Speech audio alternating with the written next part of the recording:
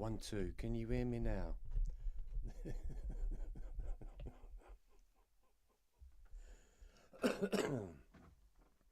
Can you hear me now? Yeah, we got a woohoo. Oh my God. Oh my God. Is everyone tempting me to discover what's going on? So we've got a very bad... Oh yes, right, okay.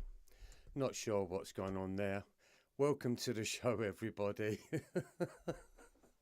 Oh my, it's one thing after another. If it's not one thing, it's another thing. But hey, that's life. It's always one thing after another thing.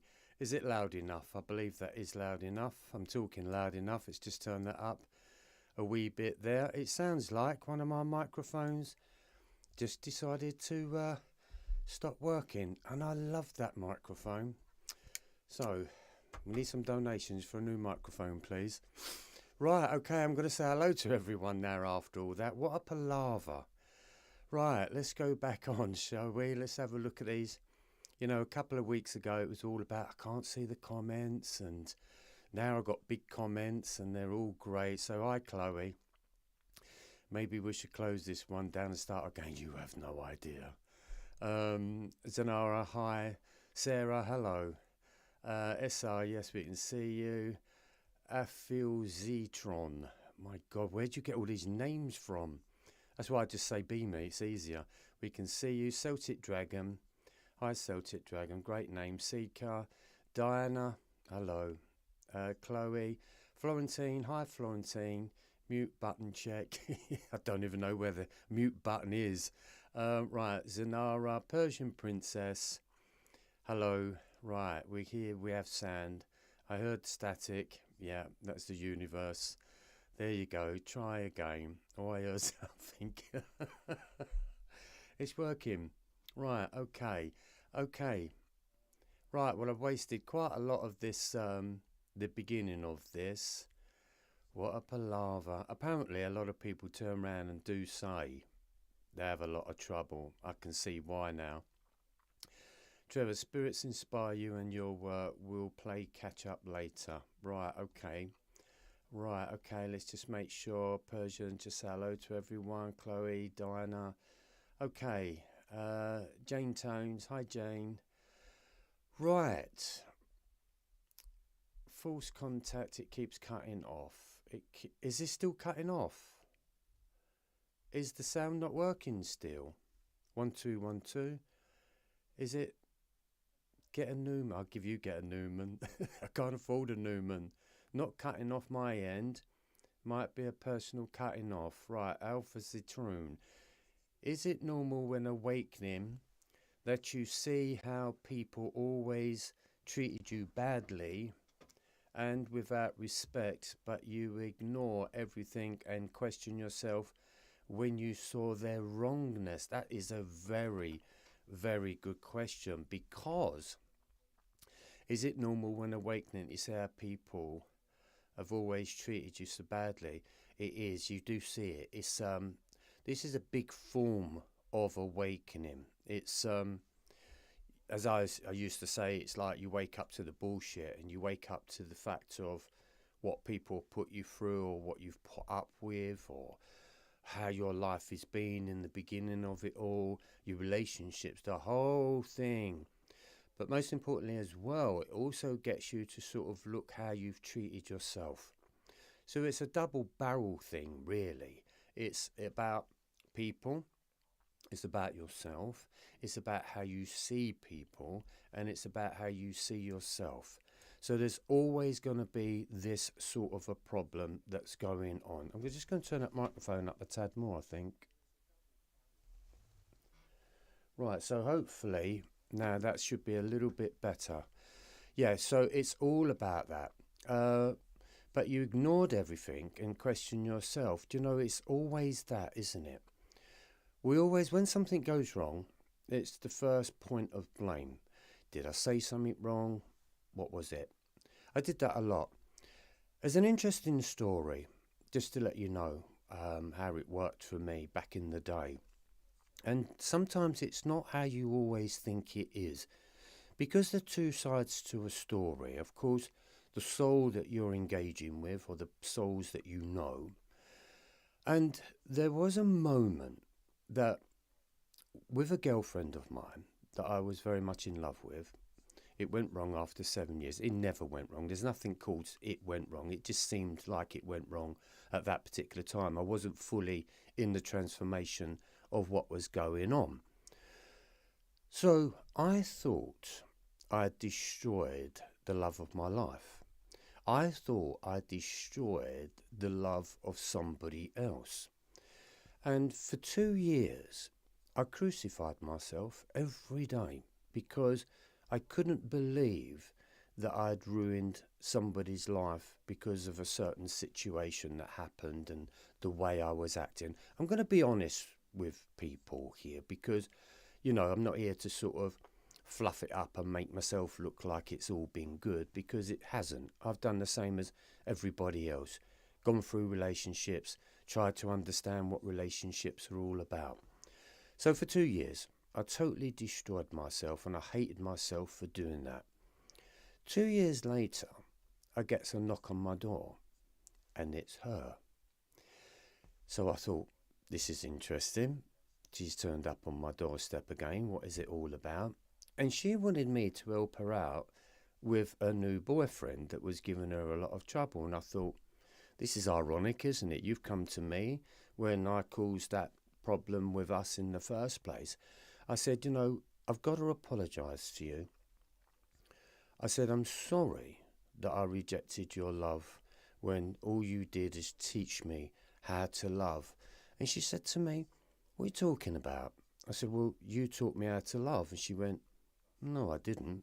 She said, you taught me to love. I went, you're joking. I said, I've destroyed myself for 2 years thinking I'd ruined your life. She went, no. She said, you showed me and you taught me how to love. And she said, and that was a wonderful gift.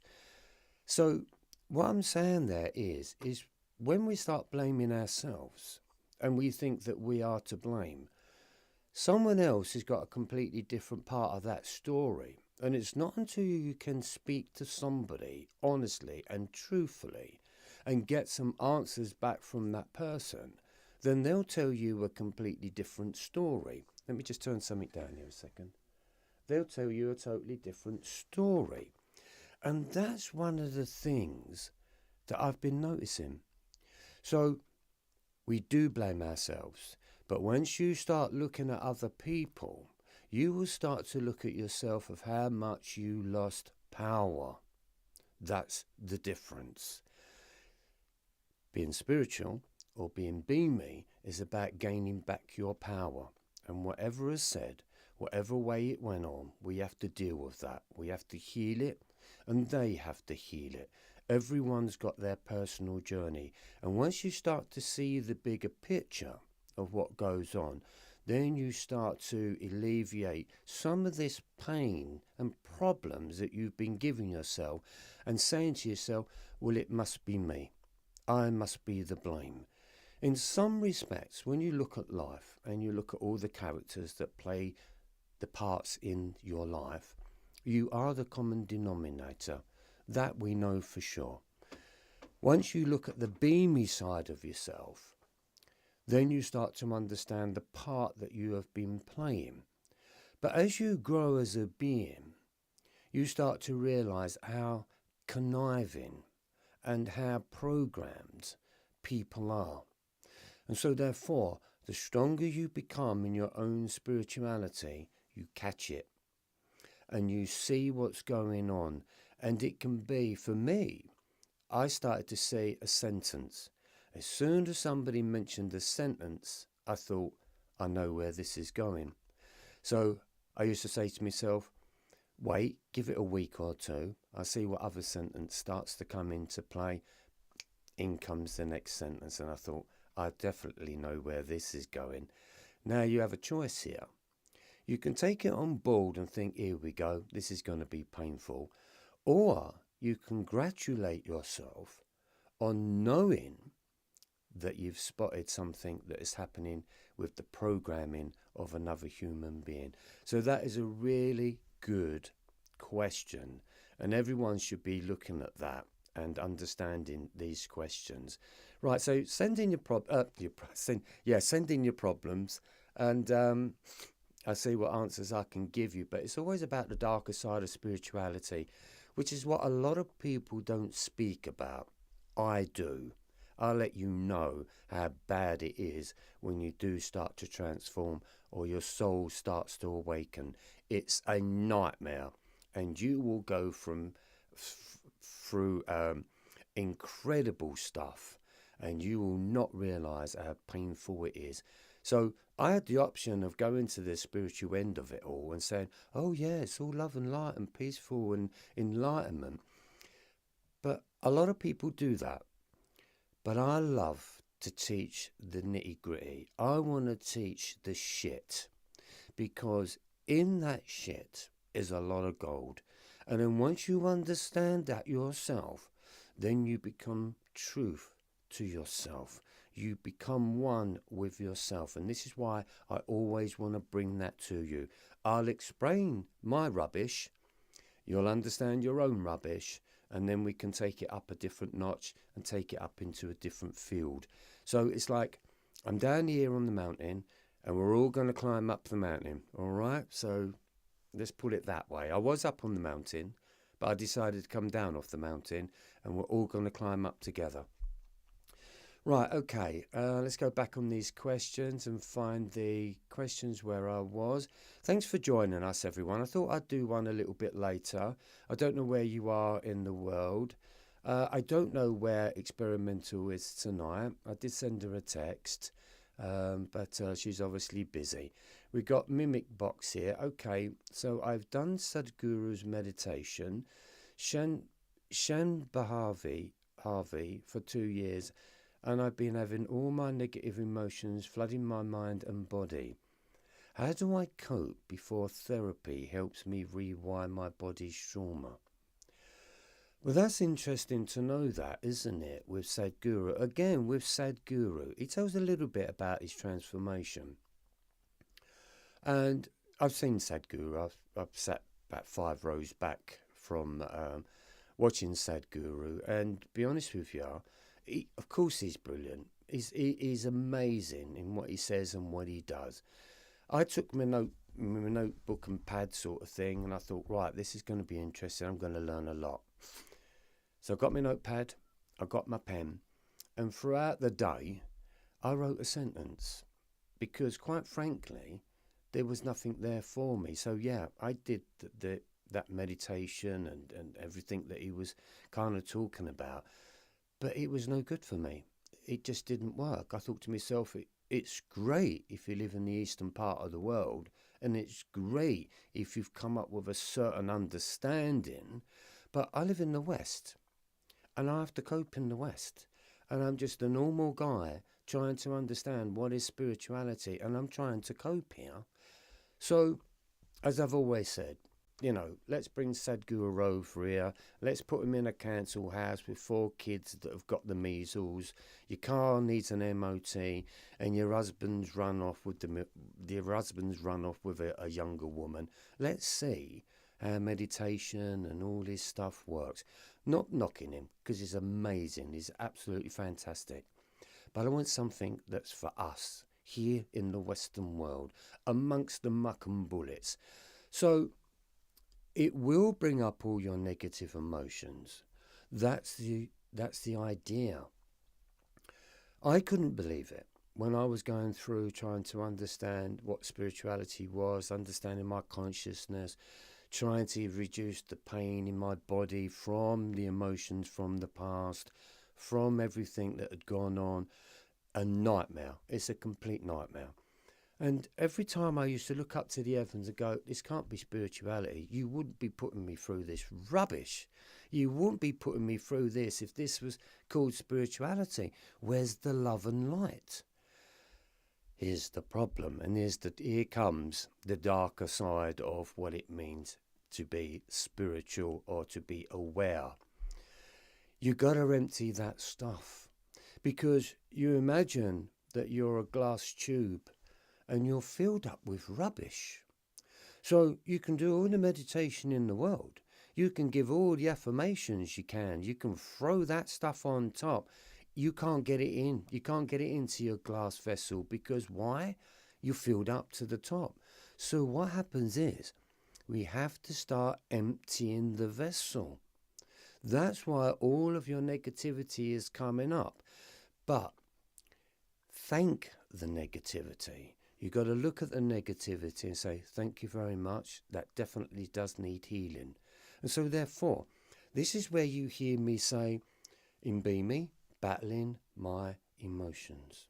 Then you hear me say, balancing my emotions. All be me. Right. To get to that point for me, again, I'll always say that took 20 years. That took a lot of channeling. That took a lot of work. That took a lot of pain. That took a lot of struggle.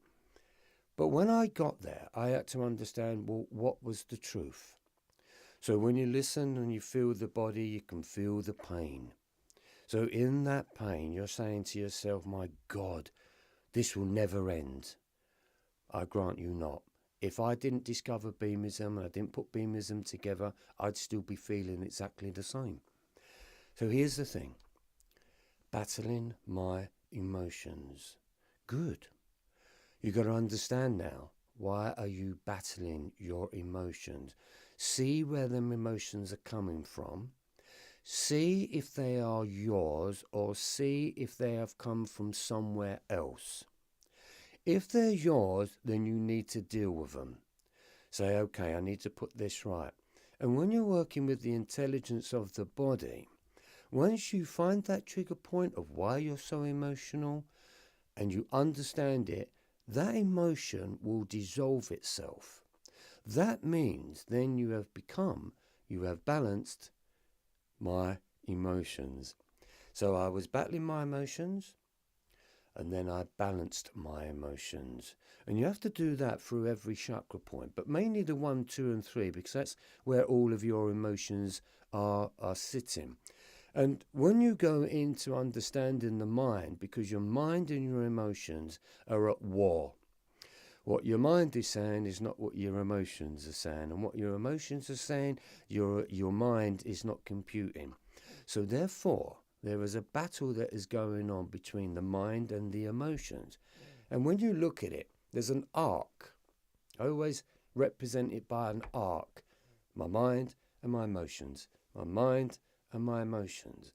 The idea of it is we need to go from the mind to the heart, the mind to the heart, the mind to the throat, and then the mind to the mind, and then the mind to a greater consciousness. That's how it works.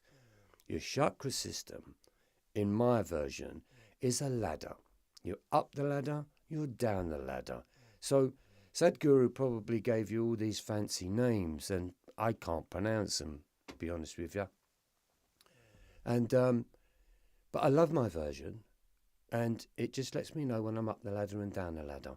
So have a look at yourself and say to yourself, am I battling my emotions? Yes or no? If it's a yes, which you probably are, then deal with them and understand how many of them emotions are in there and where did they come from. If they've come from somewhere else, you can gladly and lovingly give them back and say, thank you for the teachings, but they are not mine.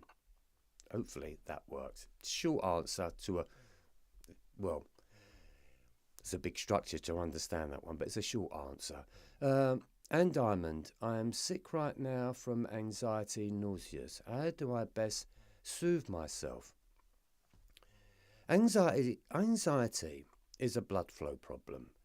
And what that means is, once you truly understand the instrument that you walk around with, anxiety comes from when you start to put yourself under stress. And I know what it feels like. It's awful. And you think that you've got no control over it. And of course, apparently, it is #1 problem on the planet. A lot of people, billions of people, suffer from anxiety. Now, once you start to see, anxiety is coming up with the heart, right? And what happens is, once you start getting a little bit stressed, your body starts to trigger off a chemical. So now you're fighting a chemical imbalance. So what it's doing, it's bringing fight or flight. So you can't fight and you can't run anywhere. And so what's happening is the heart is starting to drain itself of blood, which means if you're going to run, the blood from your heart is going to be sent to your legs so that you can run. If you're going to fight, then the blood from your heart is going to go to your fist, and that's how it's been going since caveman days. It's the fight or flight system. So whatever stress it is that you're putting yourself through, you are causing that within yourself. Here's something that I think you should do. Put your hand on your heart and say, breathe my energy. Everyone, at this moment in time, put your hand on your heart. Just breathe in, breathe out. Breathe in, breathe my energy. Breathe my energy. Breathe my energy. Breathe my energy. So you're breathing in, breathe. Breathe out my energy. Breathe my energy. Right, I've gone into one now. Practice. Tap your heart and tell your heart, we're not fighting and we're not running, but it's all to do with the intelligence of your body. This is what it means to be able to control what is going on. Try that. It does work. Just keep working with it. As soon as you feel yourself panicking, because that's where it starts, in any given circumstance, just say to your heart, don't panic. I'm in control. Deep breathe in, deep breathe out. Breathe my energy, breathe my energy. Hopefully that will work for you, Anne. Try it. Dino, I love it. Yes, you are the creator of everything. Nothing and everything is our fault. Yeah, it is. Oh God, I've just slipped. Where's me? Right, let's put this onto live chat here. So let's go live chat. Right, okay. I've lost that question. Where's Dino gone? Right, hi everybody. Sorry, it's all just slipped. Bear with me 1 second. Right, I'm sick now from anxiety and nauseous. Yeah, it's all connected to fight or flight. Dino, hi Dino. I love it. Yes, you are the creator of everything. We are. That's almost like the God within you, because God said, go out, go forth and create, right? So we are the creators of our life. But I'm afraid we're living in a world where they're creating our lives and we're trying to understand it through our emotions. But yeah, we are the creator of everything. Nothing and everything is our fault. Absolutely. Once you know that, you can find the neutralization of that. And then once you find the neutralization of that, you can see what's going on out there. So what we have to do is try not to be infected, because it's a virus, not infected by what is going on out there. Hypnicity says, Anne, I suggest breathwork and grounding. Yeah, grounding. I love grounding. I love getting out there into beautiful Mother Earth. Be me as well. Yeah, grounding work. I love it. Get into the earth, and you can. It's like you can take your negativity and put it into the earth. That's why everyone can walk bare feet. It's brilliant. Mother Earth will take that negativity away from you, and your breath work. Balance my emotions. That's breath work. Breathe my energy. That's breath work as well. Zanara, wow, I just stopped Shambhava Mandala today. We'll do it once only from today. Okay, so we've got a lot of people here that are doing the Sadhguru thing. Okay, it's brilliant, because, who else is there? Sadhguru, who else? He's the only one that seems to be giving it from that level, I suppose. But, he's got loads of people there. And I look at the Indians and I think they've still got The same old questions that we've got here in the West, they're still not coping. So, but he's dealing with thousands upon thousands of people. Hypnicity. Right, right, hold up a minute. Persian Prince says, can everything we've experienced be healed? It can, but you'll get confused if you're trying to heal everything that's happened in your life. I went through that process and that took me years.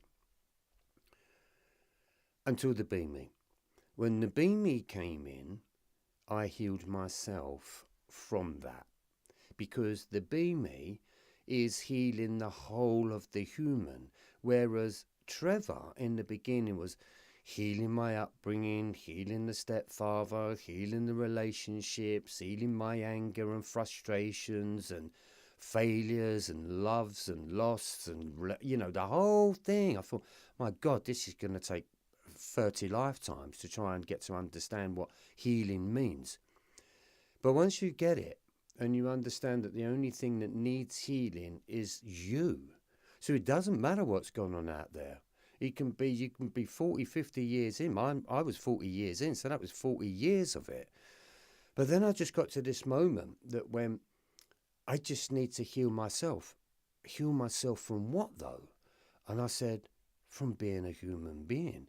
And then when I looked at all of my story, I thought, well, that's all human. So I healed the human. And then I started to awaken me, which means, let me give it to you this way. How would you want to be if you just came onto this planet and none of them experiences happened? How do you think and feel that you want to be? And look at that, because that's what it means in the dark night of the soul to go back to the womb. You're going to be in that womb of darkness until you get it right. You're not coming out. The soul is not allowing you to get out until you get it right. I'll give you my answer.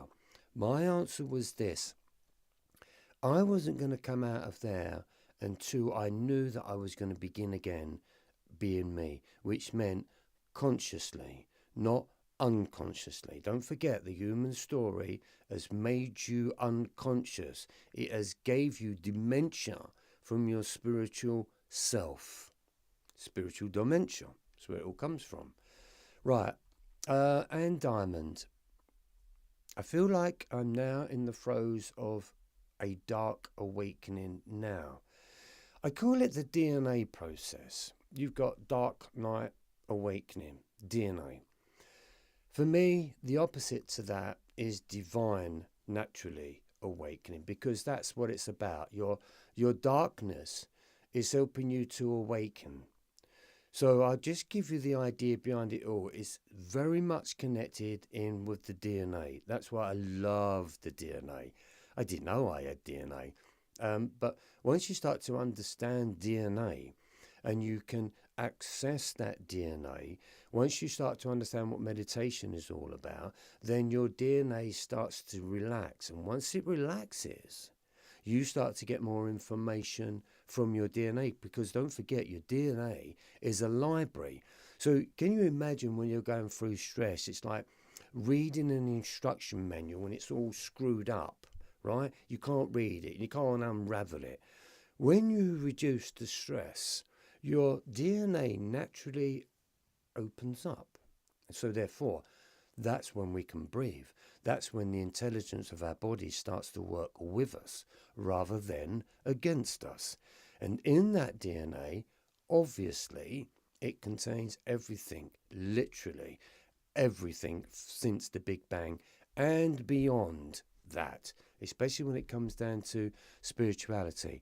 So just look at yourself here now, that you're trying to understand what is in your DNA. Now, we're all talking to our own souls. We're all trying to have faith in ourselves, because the top answer that I discovered in all of this stuff, in all of life, is this. Do you believe in yourself? Do you? Here's the problem. We can believe in other people's stories. We can believe in other scriptures. We can believe that everything is out there.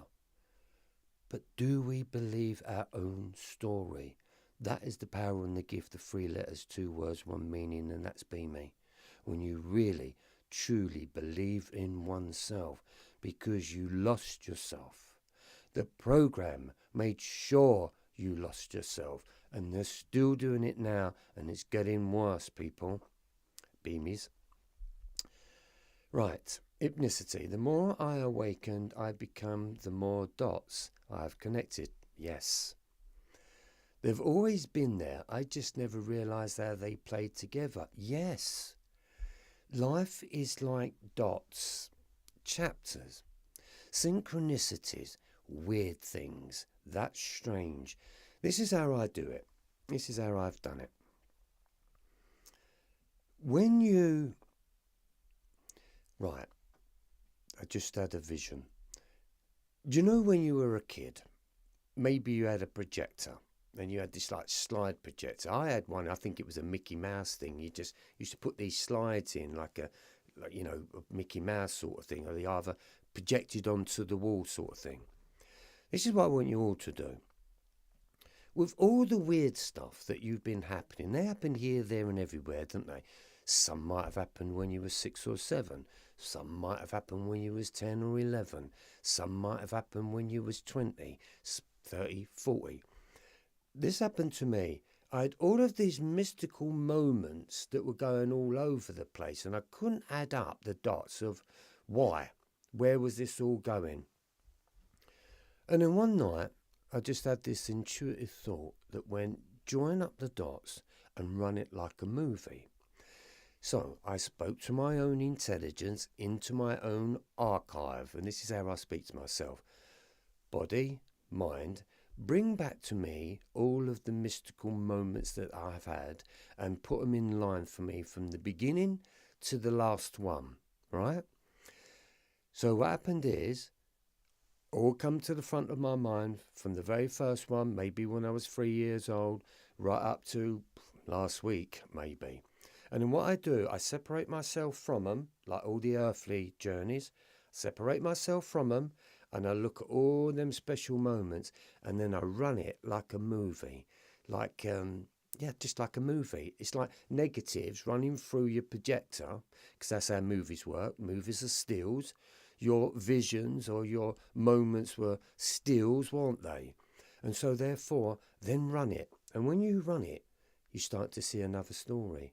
And that's how you start to get to know that you get to this point where there's a human story going on, and then there's a soulful story going on. And then once you start connecting the two together, as the two become one, that's when you become the soulful journey. So yeah, absolutely. That is incredible. And once you start knowing that that's how it was, and I believe that's what the darkness are keeping you away from. And I think that's why everything's screwed up. That's why I think all religion is screwed up. Because if it was all good, we would be really living in a beautiful place now, wouldn't we? But what I'm seeing, to me, in my awareness, it's getting worse. So there is no evolution here in spirituality or religion. There is no evolution in the human consciousness, because it is trapped still in this programming of being a human being. So this is why I turn around and say, forget all of that stuff, because even people like Eckhart Tolle, Sadhguru, Neil Donald Walsh, and all these things, they still talk to us like human beings. Well, if you get a message from God, he ain't going to call you, that's wrong. It's not going to call you a human being. It doesn't exist. It's false. Get rid of the human, connecting with your soul, then you'll find the presence of who you are. Brilliant. Right, and Diamond, thank you for this. Alpha Citron, thank you for your answer. And Diamond, thank you. Hypnicity. Sadhguru, that is a scary name. Yeah, it's the uneducated guru, because he's not educated. He just had a moment, he awake. I'm not educated in anything. So, I could say I'm a Sadhguru because I didn't learn anything. It just kind of happened within me. So, yeah, that's what Sadhguru means. Zanaria, Agree with you, Trevor. Thank you. I thought the same thing. Hypnicity. Yeah, it is the same thing. Hope it helps. And okay, Celtic Dragon. Is the universe a reflective universe? And it's only showing you who you really are. So if someone rejects you, it's truly you rejecting yourself.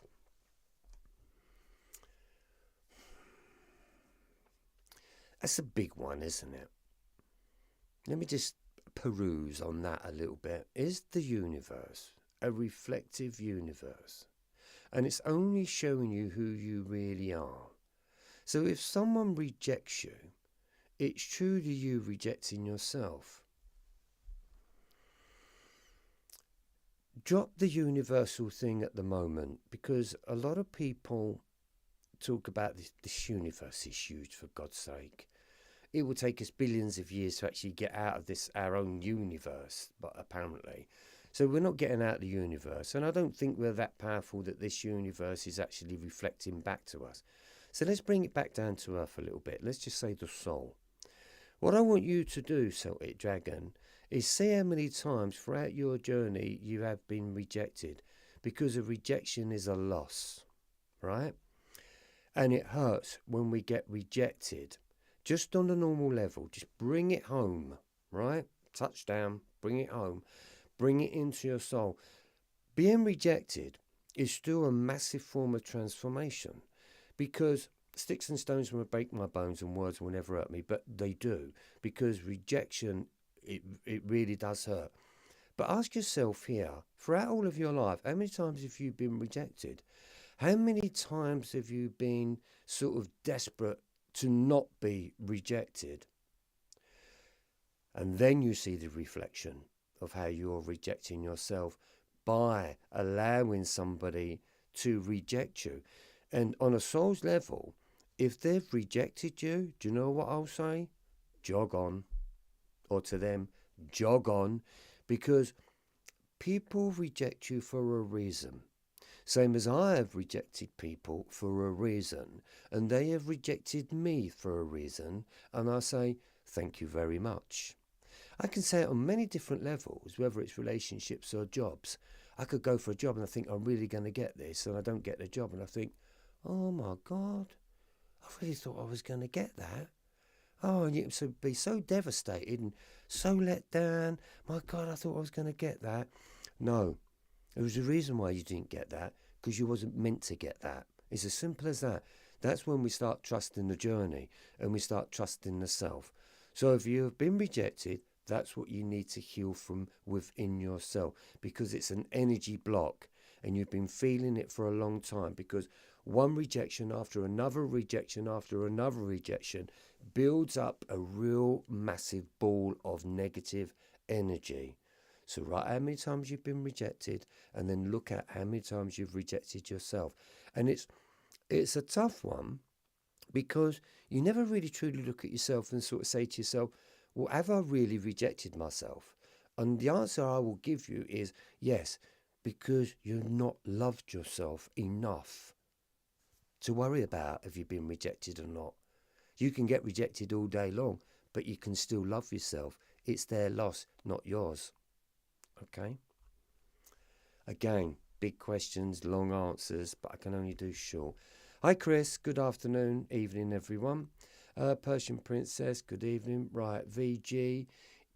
He built up a wall to have somewhere to hide, but anxiety is coming from somewhere inside. That's a poet. That's a poem. Poetry, isn't it? I don't know who he built up a wall to have somewhere to hide, but anxiety is coming from somewhere inside. Anxiety is always from within, right? And most human beings, I would say 99.9% of human beings, have built up a wall. Healing is about dismantling that wall. And I think it's the saying, shout at the mountain and the mountain will move. It doesn't, right? You can shout at any mountain as much as you like. But we all build a wall. And what we do is we build a wall because we don't want to be hurt. And so therefore we protect ourselves. And that's why we never love properly. And that wall has been built from the age of, I would have said, about 7 or 8 years old, when your first consciousness of being told off hurt. That could have come from school. That could have been from a moment your mum and dad really had a go at you and you felt it. And we've been carrying them all of our lives. Healing, beamism, is all about, I'm getting that shit right out right now, because I'm not building any more walls. So when I dropped down that wall, and it was a very strange feeling, I got to tell you, I felt very exposed. And my body felt very sensitive. And my body felt like it was up for an attack. But I stayed with it. And I thought, no, I'm not going to be scared to love. And I'm not going to be scared to receive love. And since that day, I can love.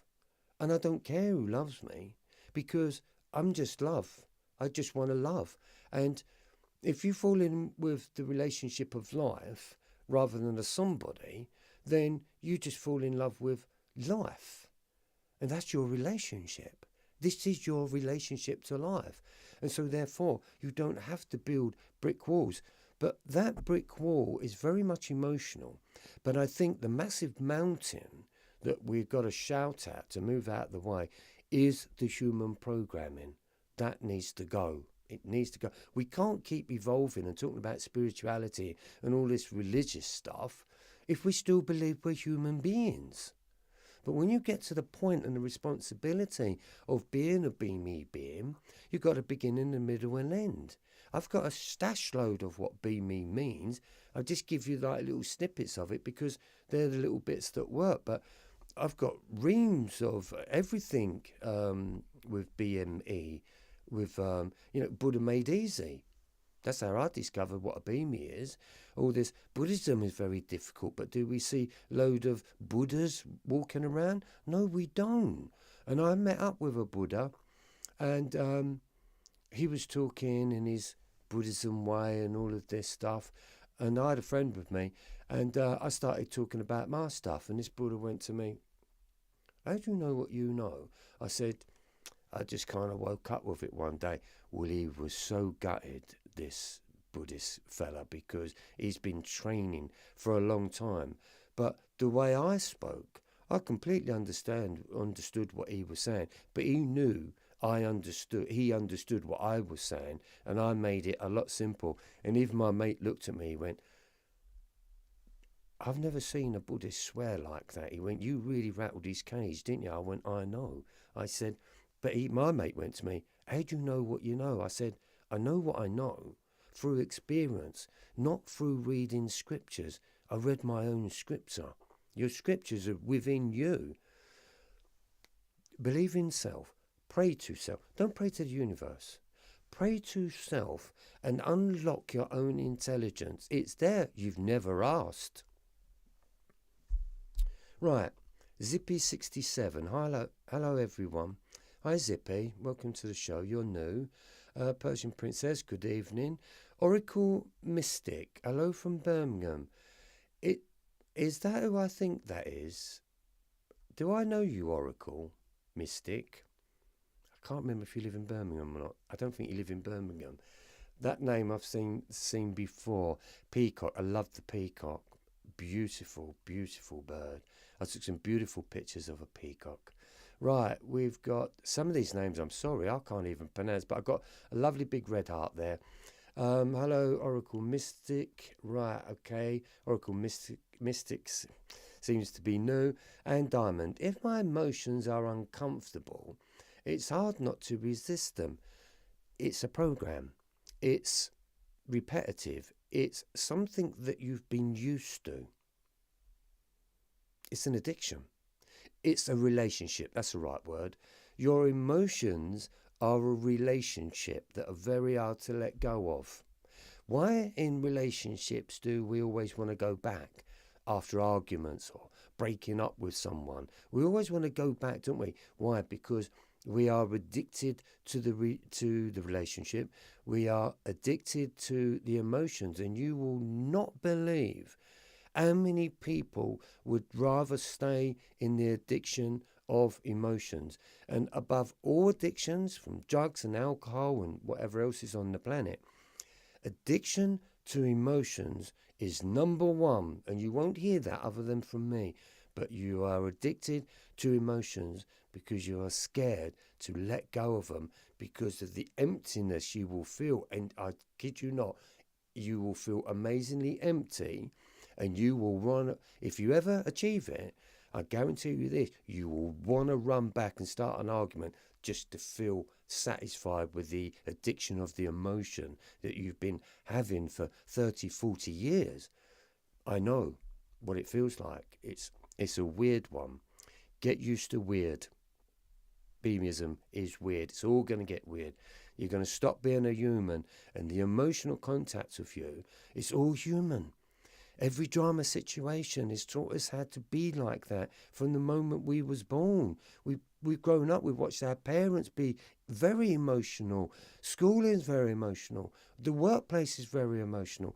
Life is very emotional. Politics is very emotional. Everything is emotional. And I hear people say, yeah, but life is emotional. No, it doesn't have to be emotional. We believe it's emotional because we believe we need the emotions to get things done. No, you don't.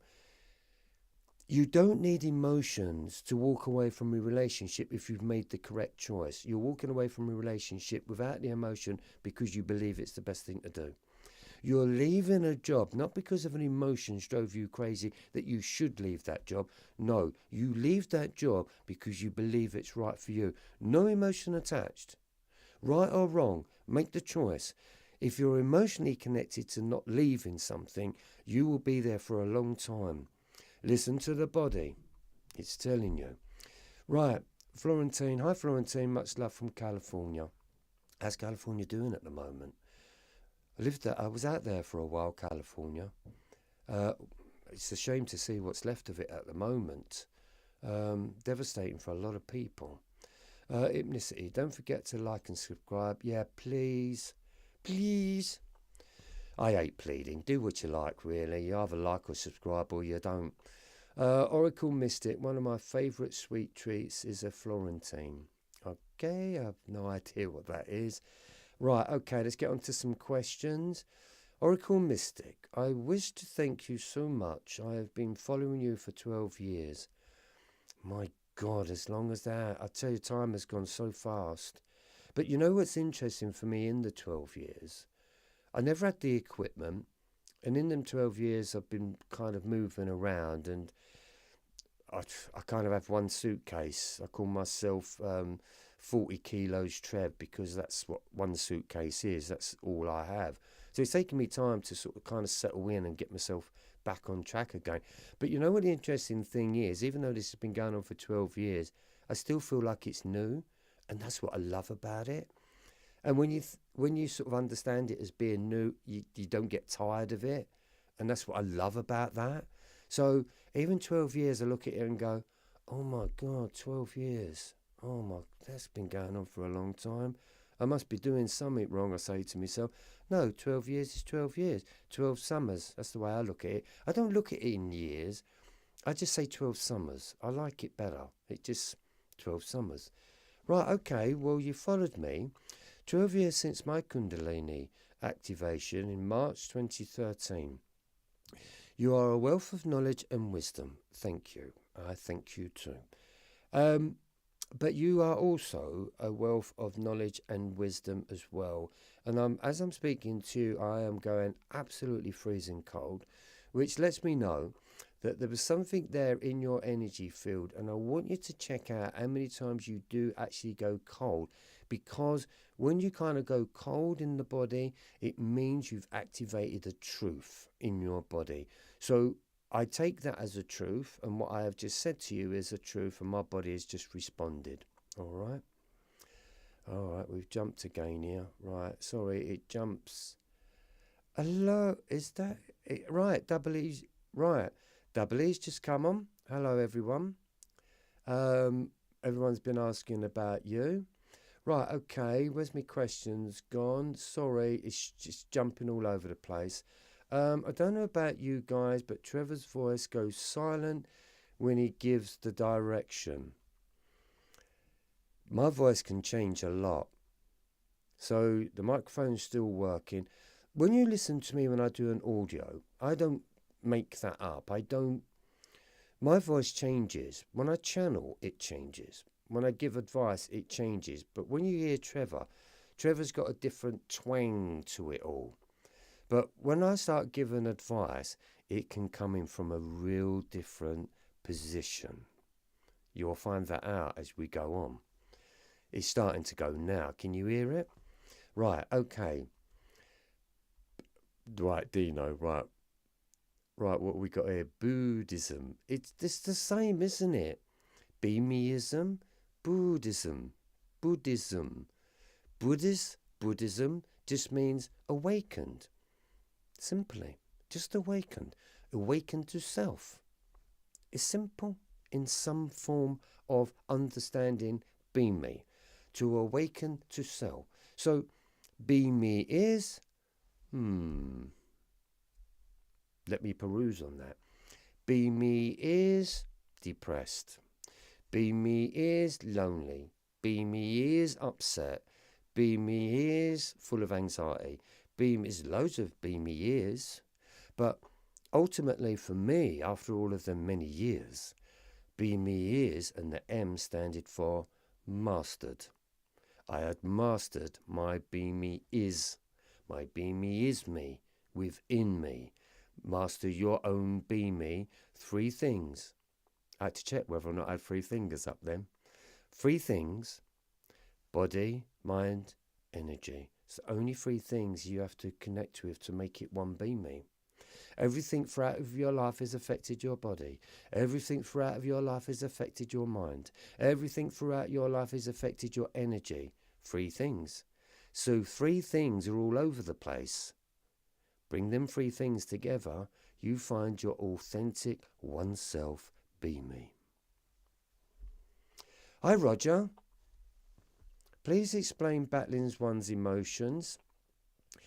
I did that a little bit earlier, but you've come in on the situation, so I will talk about battling one's emotions. I was talking about it earlier on, about anxiety, how much it brings it in, because we are battling one's emotions. Battling one's emotions is going to sit in the pit of your stomach. Your mind is going to cause some reaction to a situation that's surrounding you, that there is something there that you don't like. So the mind starts agitating the body then picks up the emotion and it stirs the pot, right? So now we're starting to battle my emotions, which means you're now starting to argue within yourself that you're feeling a certain way, because your body's responding. And once your body is going into battling my emotions, again, everything starts to change. So then you're working from, say, the second chakra point, the pit of your stomach, the solar plexus of your stomach, and your mind. So there's the argument, right? Once that starts upsetting you, that's going to be the case of what it's doing, try to understand why you are battling your emotions. Now, you've heard me talk about balancing my emotions. We can balance our emotions and we can give that affirmation to our emotions, but if we don't get to the core of the battling my emotions, then balancing my emotions won't keep working. It'll work for a little while and then it won't. Then it'll work for a little while and then it won't. But once we start to understand the power of the mind, and the understanding of the intelligence within oneself, that as soon as you even give a bit of a stirring within your emotions that has been triggered throughout most of anyone's life, not just yours, it's a trigger point because we've lived 40, 50 years or 30 years of our lives understanding that emotion. That's what we call the gut feeling, isn't it? I work on gut instincts. Gut instincts is not always good. But understanding why you are battling, what is the mind saying to you? Where do you think that battling is actually coming from?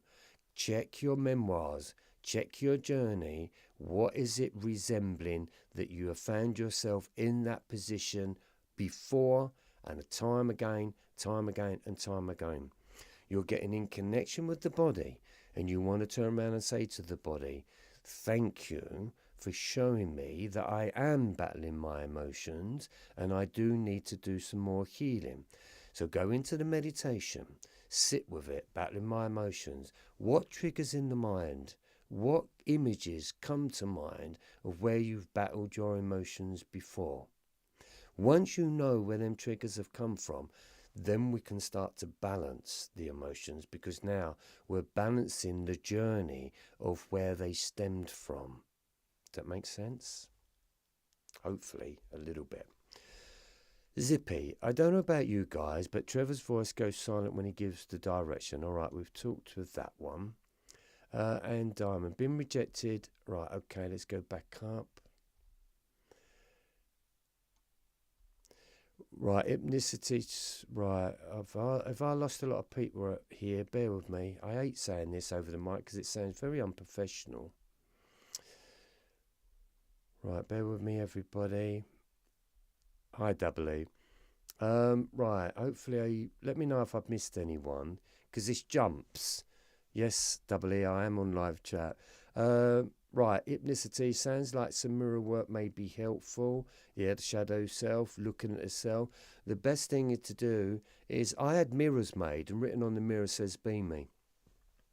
So the reflection of me is whether or not I like the reflection of me. Most people don't like the reflection of themselves. That needs to change. Get that one sorted out, and a lot changes. And Diamond, reframe idea of rejection. Yes, reframe. You said something else up here somewhere. I'm a fan of Muji. Yeah, Muji. Yeah, he's excellent. He's lovely to listen to. Any day personally, or Eckhart.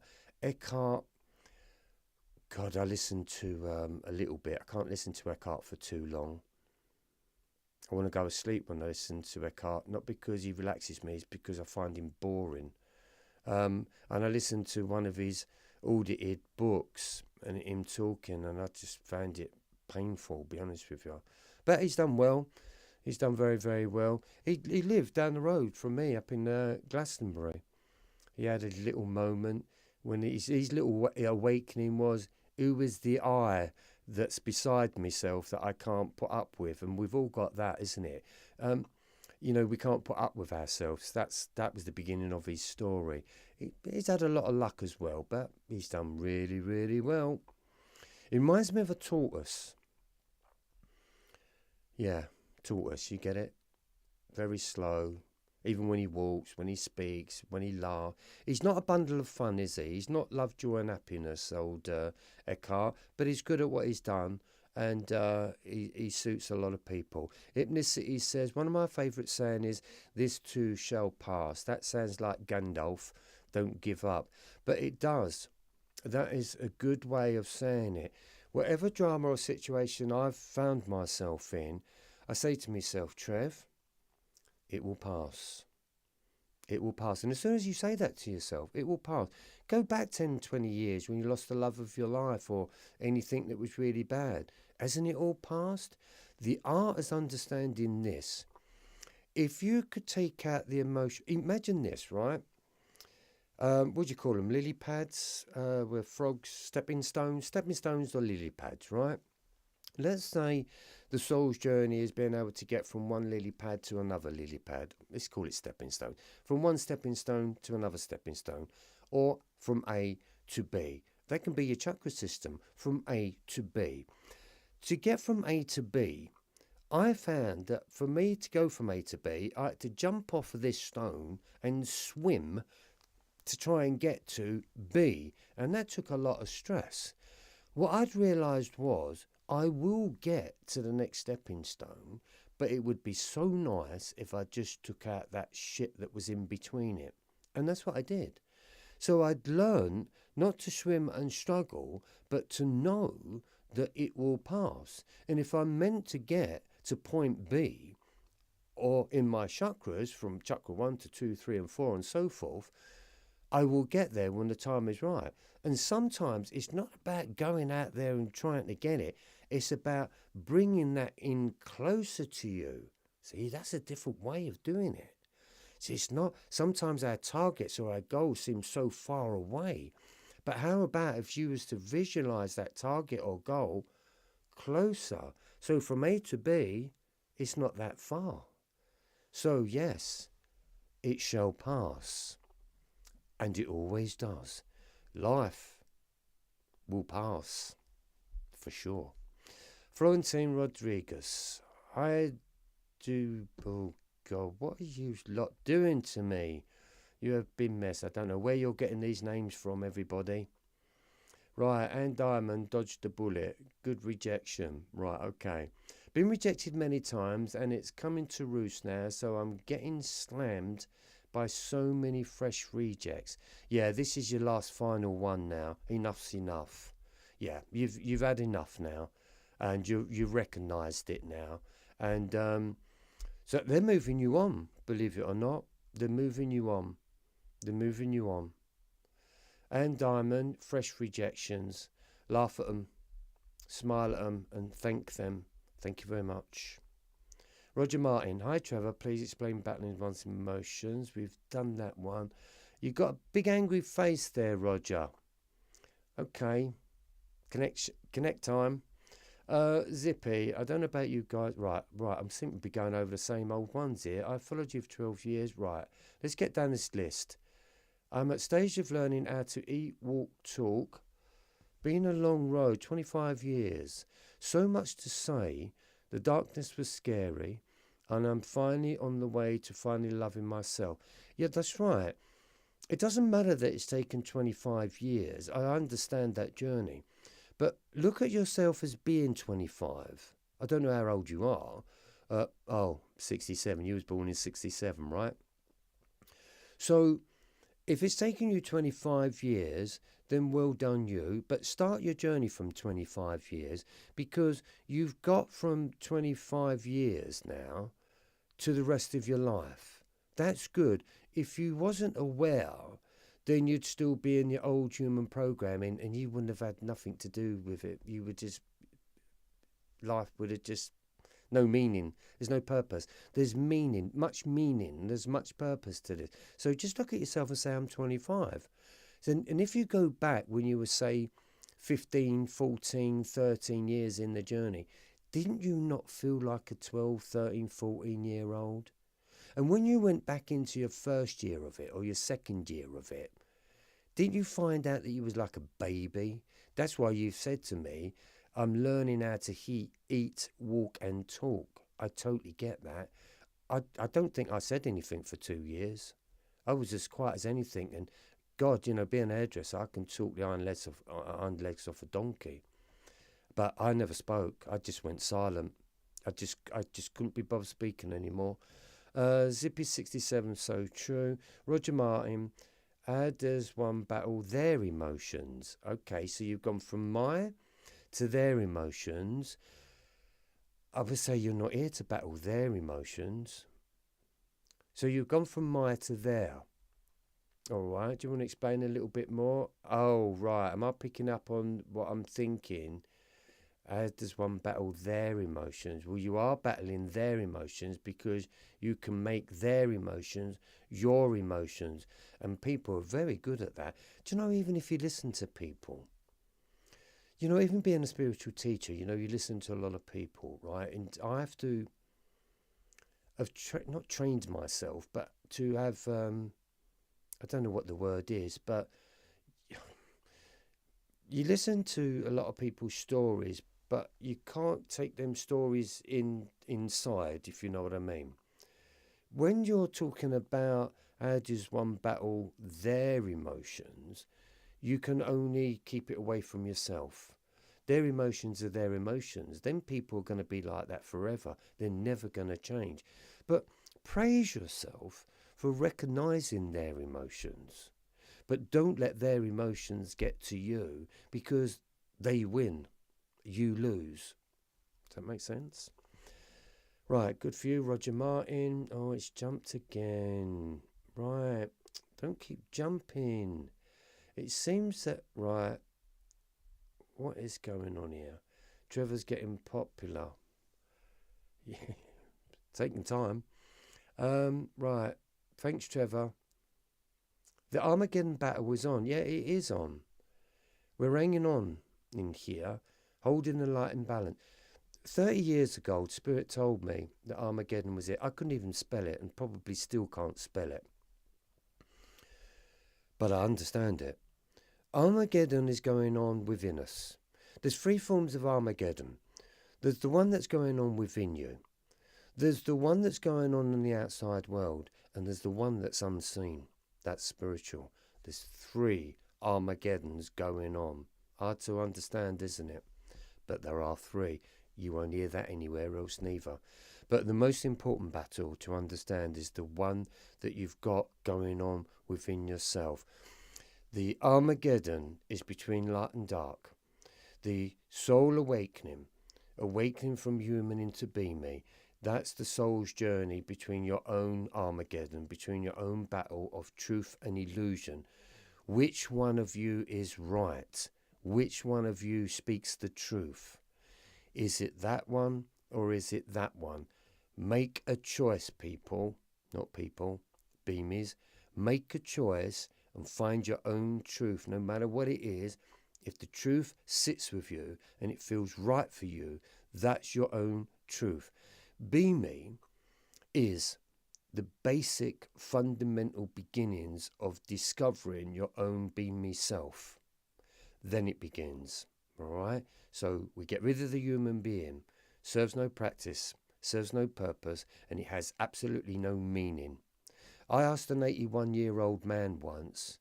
No, he asked me. He went, what does be me mean? And I went, well, you've lived here 81 years. What does be me mean to you? He went, I don't get it. I went, well, you've lived on the planet 81 years. You've been you for 81 years, right? So has it been for you? And he went, no, I still don't get it. I went, okay. Oh, look, there's a bird over there. Anyway, Armageddon is definitely on, people. Beamies, not people. I don't like that word. I've got to get rid of that out of my programming. Intuition and gut first, mind second. Intuition is your teacher, right? Right, intuition and gut first, mind second.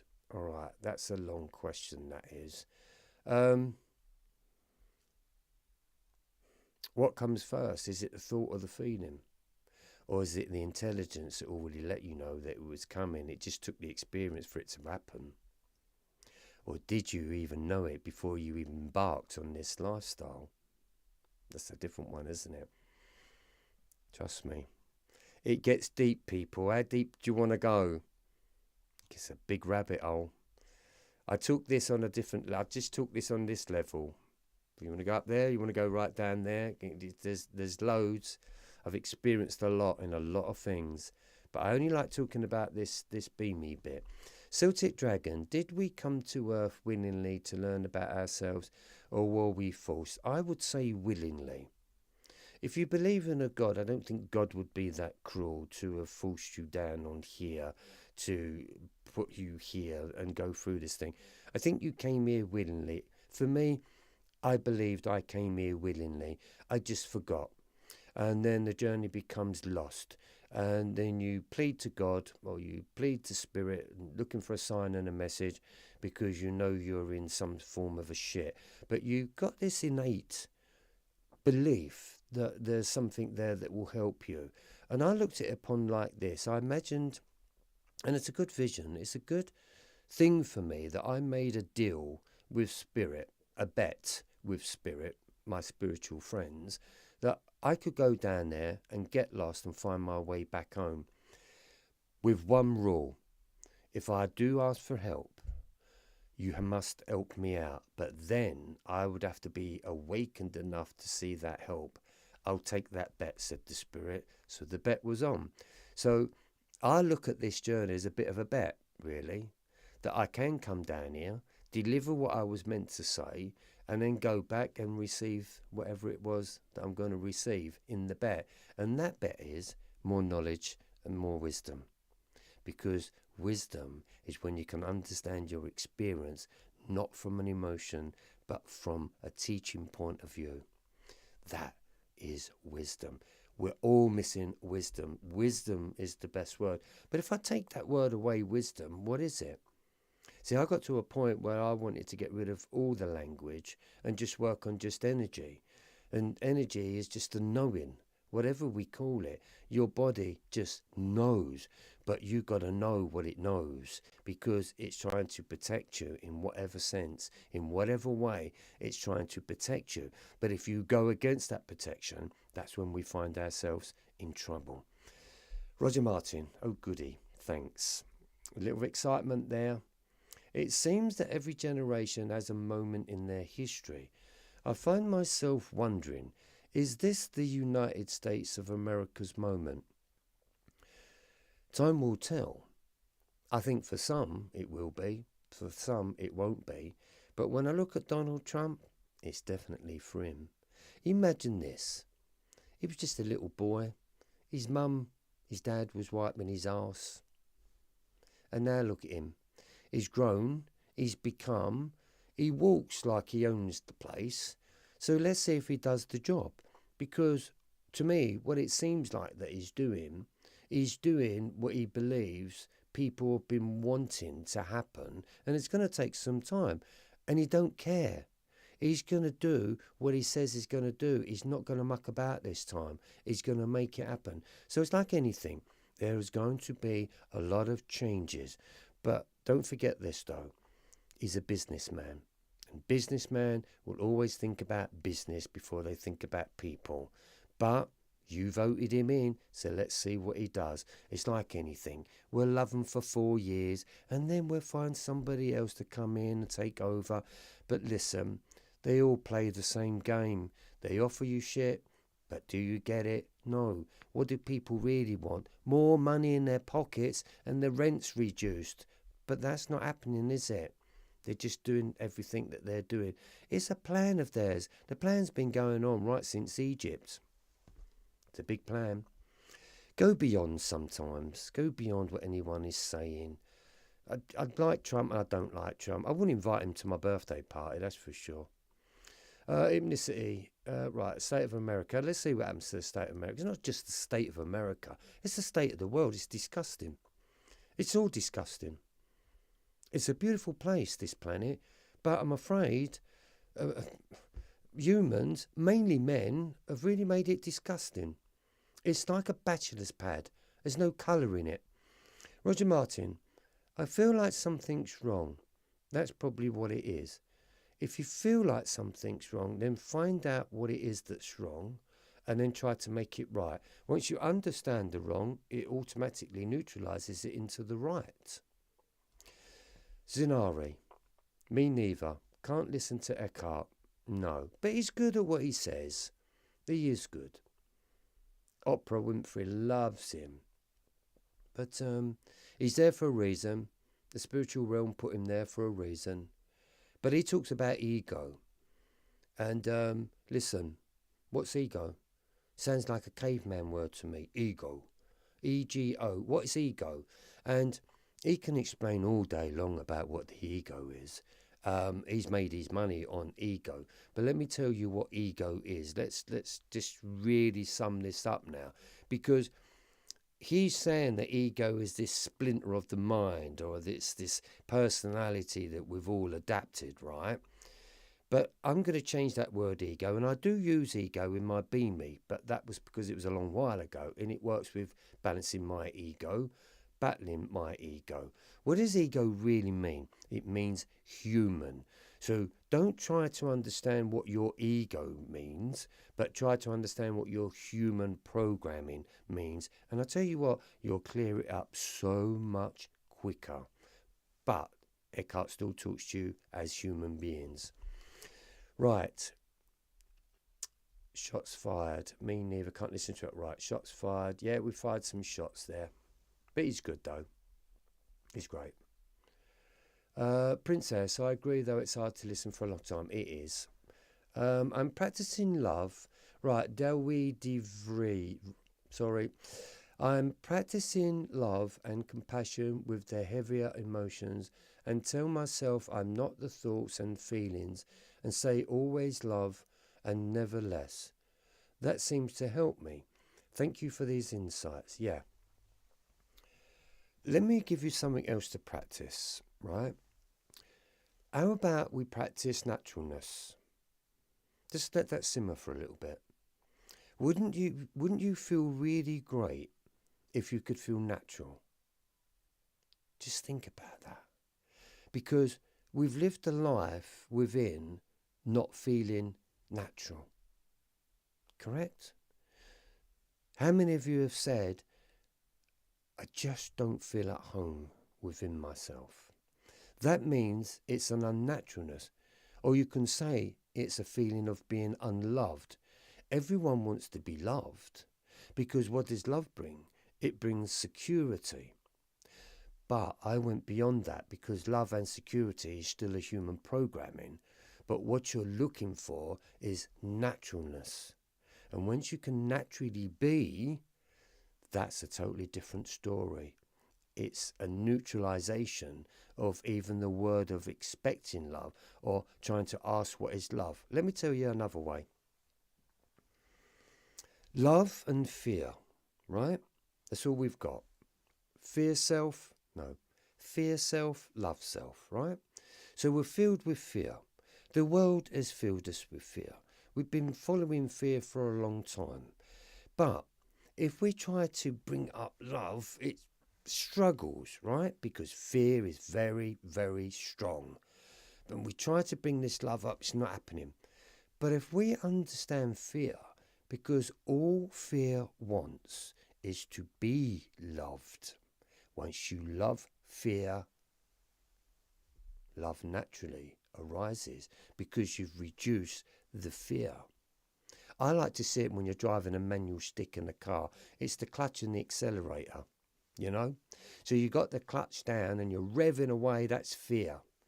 Well, you've got to release the clutch of love before you can get moving. So it's a pedal. It works like this: fear and love, naturalness, unnaturalness, higher self and lower self. It's the balance. Human self, beamy self. Know the difference, feel the difference, work it within yourself. When are you in your beamy self, which means you're in control? When are you in your human self? Now you're in fear. I have had to go through lots of balancing. Trev, you're in fear, I know. Well, what does beamy say? Well, let's just reduce the fear, shall we? Here we go, and back up. It's like a barometer. Right. Tortoise. He is a tortoise. And that's why they live for a long time. And that's why they're so slow. But they're beautiful, tortoises. Tortoises, hark at me. Tortoise. Right, okay, Trevor, I'd like to sit down and have tea with you and chatter. Would you now? Okay. Right. I can't say no more than that, can I? Right, okay, let's go back up again. Right, I've lost myself again. Tortoise, right. Trevor, I'd like to sit down and have a cup of tea with you. Well, put it in your manifesting. You never know, Zippy67. And Diamond, enough is enough, I agree. That's a song, isn't it? Enough is enough. I think it's a song. It should be a song. I think it's a song. Diana Ma. What to do with blocking everything I've tried? What to do with blocking everything I've tried? Can you explain a little bit more on that? Blocking what?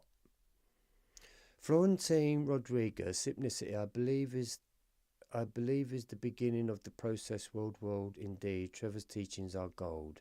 Yeah, become the beamy. It's got to be the way forward. We need a new identity. The old one sucks. It doesn't work. Take a look. It doesn't matter what religion. It doesn't matter who's what. It doesn't matter what political is. Take a look at every country. Something's going on and we're being broken down. We're being stripped of our soul. So the beamy is the last stand. Maybe it's the last stand to truly believe in yourself and not keep listening to this shit. I think there should be a riot, a peace rally, and we've got signs that says, I'm being me, you can stuff your human up your backside where the sun don't shine. I'm being me, I'm not following your rules of the human.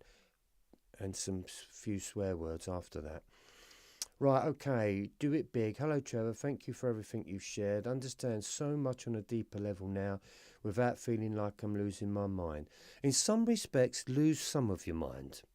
Because when I was losing my mind, I tried to hold on to the mind, but I'm glad I lost my mind because they then got rebooted to the right mind. It's a strange one, but that's why everyone will turn around and say, I feel like I'm losing my mind.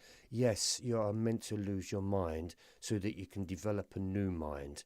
And if you've got the old mind still hanging in there, it will fight you. Right, Aldo. I get a migraine sometimes when I go cold. Is that significant in any way? Well, migraines, I know someone that suffers a lot with migraines. It can be a lot of things that sort of contribute to what the migraine is. I get them every now and again, but very rare. Sometimes it can be triggered off by traumas. Sometimes it can be triggered off by maybe sunlight, maybe anything can trigger it off, maybe a strain, maybe whatever it is. But migraines, I can't really 100% answer that because I only get them every now and again. But when I sort of get them, I just like everyone else does, dark room, shut down. But for me, I can mainly represent myself by frowning a lot, forcing a lot, thinking a lot, diverting my thoughts a lot, and I've put a lot of pressure into that energy. But there's many things that could trigger that, I'm afraid. Double E will answer that if she comes on board because she'll totally understand that. Absolutely, Zippy says. Florentine, you may be right. Seems Pandora's box is open. Oh, it's been open a long time. Zippy 67, 5 years ago I woke up in the morning saying Pandora's box. Yes. Your Pandora's box. It is about the Pandora's box. That's in the tarot card, isn't it? Does the Pandora's box come up in the star card when she opens it up and all this stuff starts flying out? Yeah, it's like being released from prison, and all this stuff comes out and it's like, oh my God, there's so much here, it's part of your process. Rayetta, you're looking very dapper, Trevor. Thank you very much. It's almost like my ancestral priest image. Dino Sales, the Don is just a puppet. They are unseen puppeteers that no one talks about. Supposedly there is, yes. There's supposed to be someone. There's always someone controlling someone somewhere, isn't there? There's a lot of talk about a lot of things there. Totally get it. Everyone seemingly seems to be a puppet. Here in the UK, someone's got someone's hand up someone's arse because they're just idiots. I tell you what, they're wet fish, UK politicians. I tell you, go back. Oh, don't get me started, people. Beamies.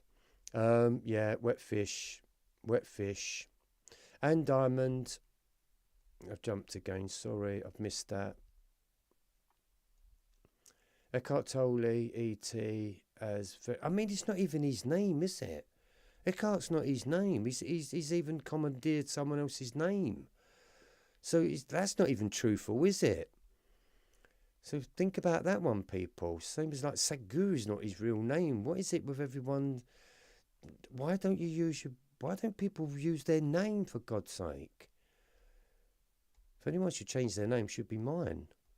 My spiritual name, really, truly, honestly, is Empathy, because that's the code. One word of empathy, you will be amazed at what it means.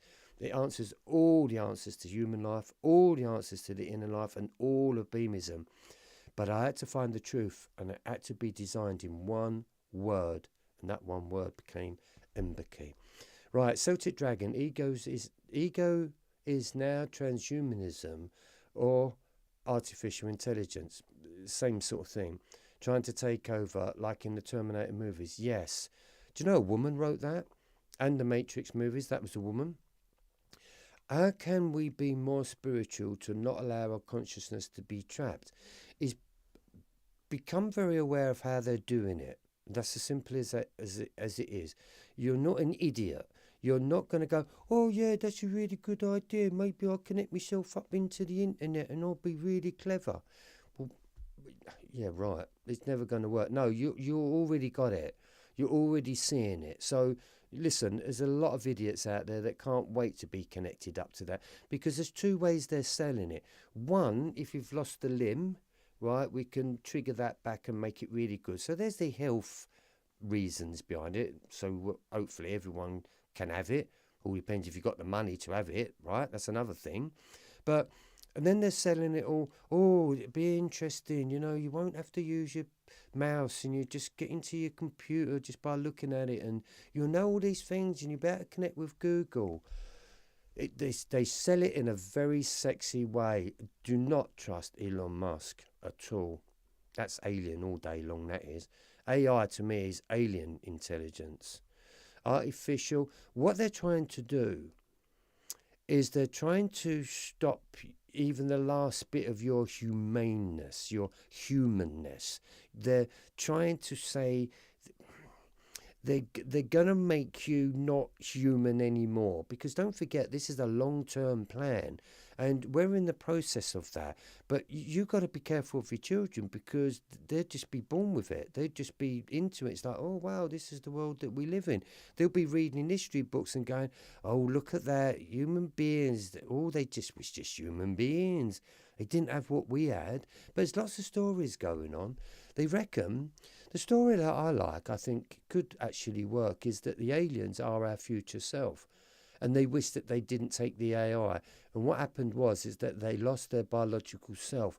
And so therefore, they believe that the reason why they're taking people from this planet and probing them in whatever way is because they want to get back to the biological self. So it's to do with that a little bit. So there's loads of stories floating around. I won't be long enough to see it. I'm just more interested in healing myself and just bringing the little bit that I'm sort of bringing. But there's no way I'm going to be connected to anything. I think it's all a trap, and I think it will screw you beyond anything that you've ever been screwed before, and we've already been screwed for generations and generations.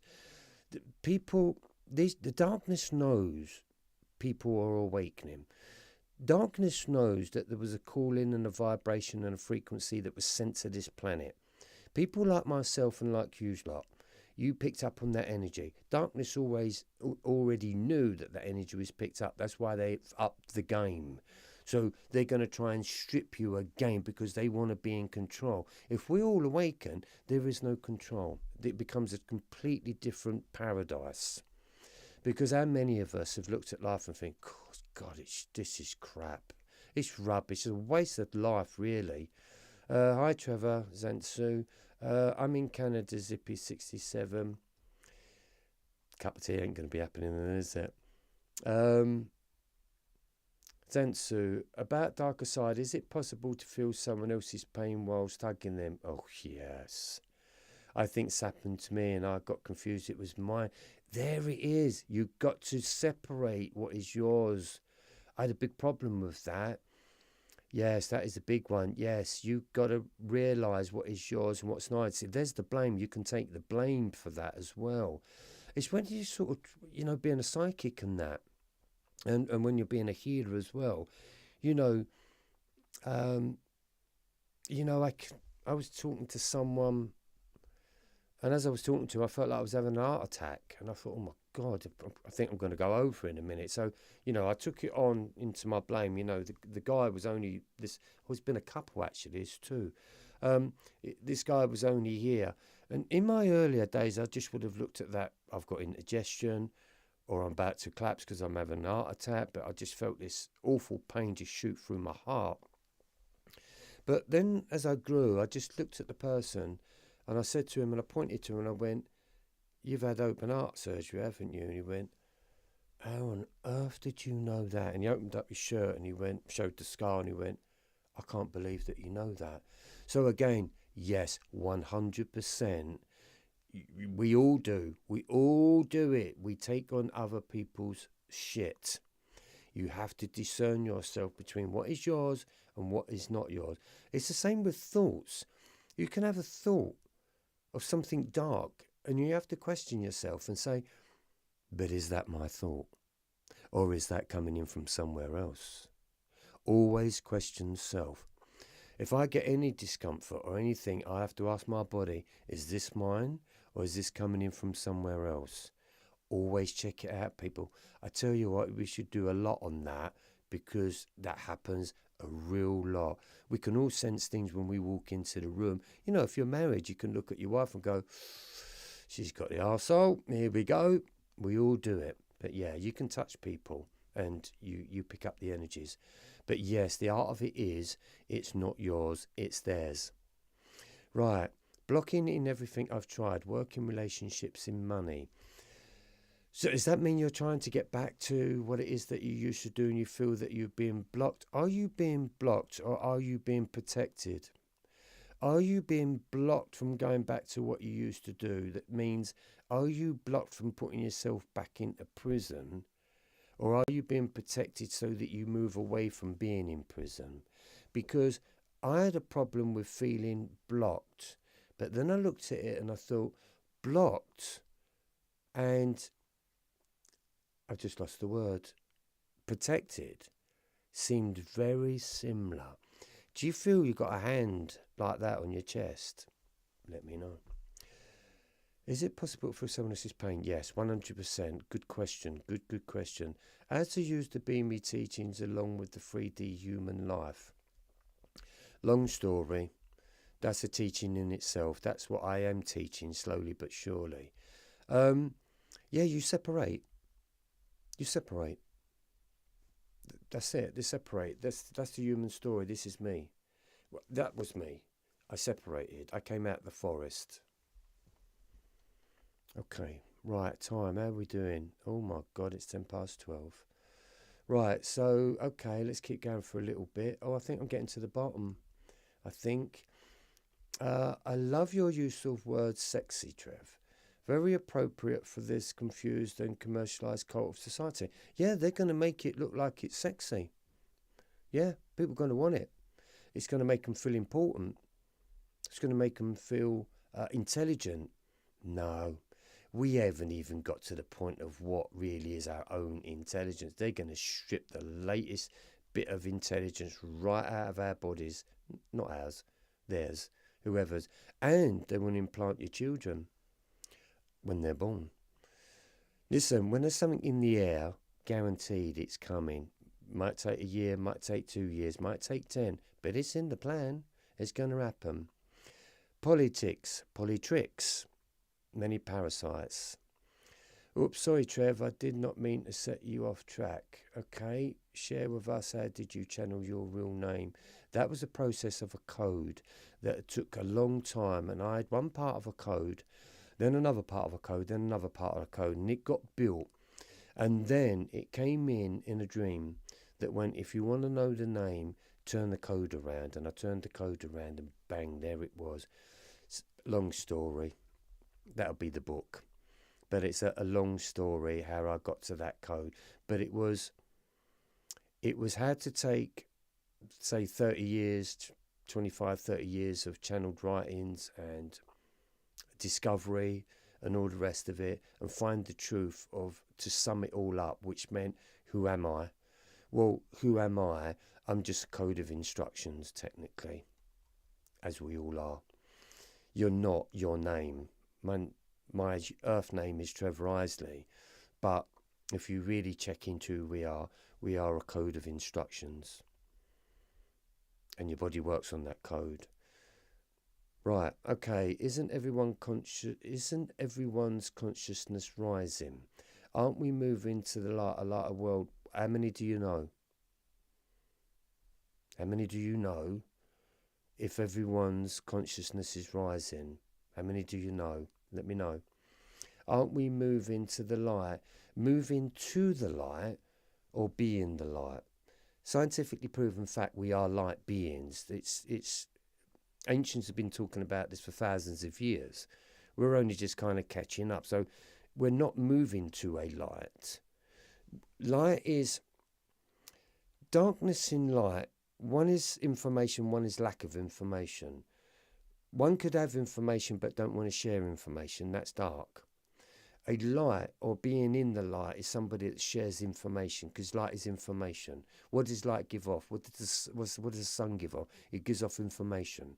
We work on information. We work on energy and frequency. So what is light? It's frequency. It's energy. It's the code. It's the light. So we're not moving towards the light. We're reducing the darkness within our light. Think about that for the moment. And consciousness and unconsciousness is about self. We have been led unconscious, which means we have just gone along with it. But to be conscious is to be fully aware, body, mind and energy. Polytricks. Right, okay. Sarah, I think it's all a trap too. It is. But we don't need to be in the trap. I love your use of words, sexy. Right, okay, we've done that. This is why I said no to the gene therapy. True. Man in the Matrix. Now, you should be knowing something then if you're the man in the Matrix.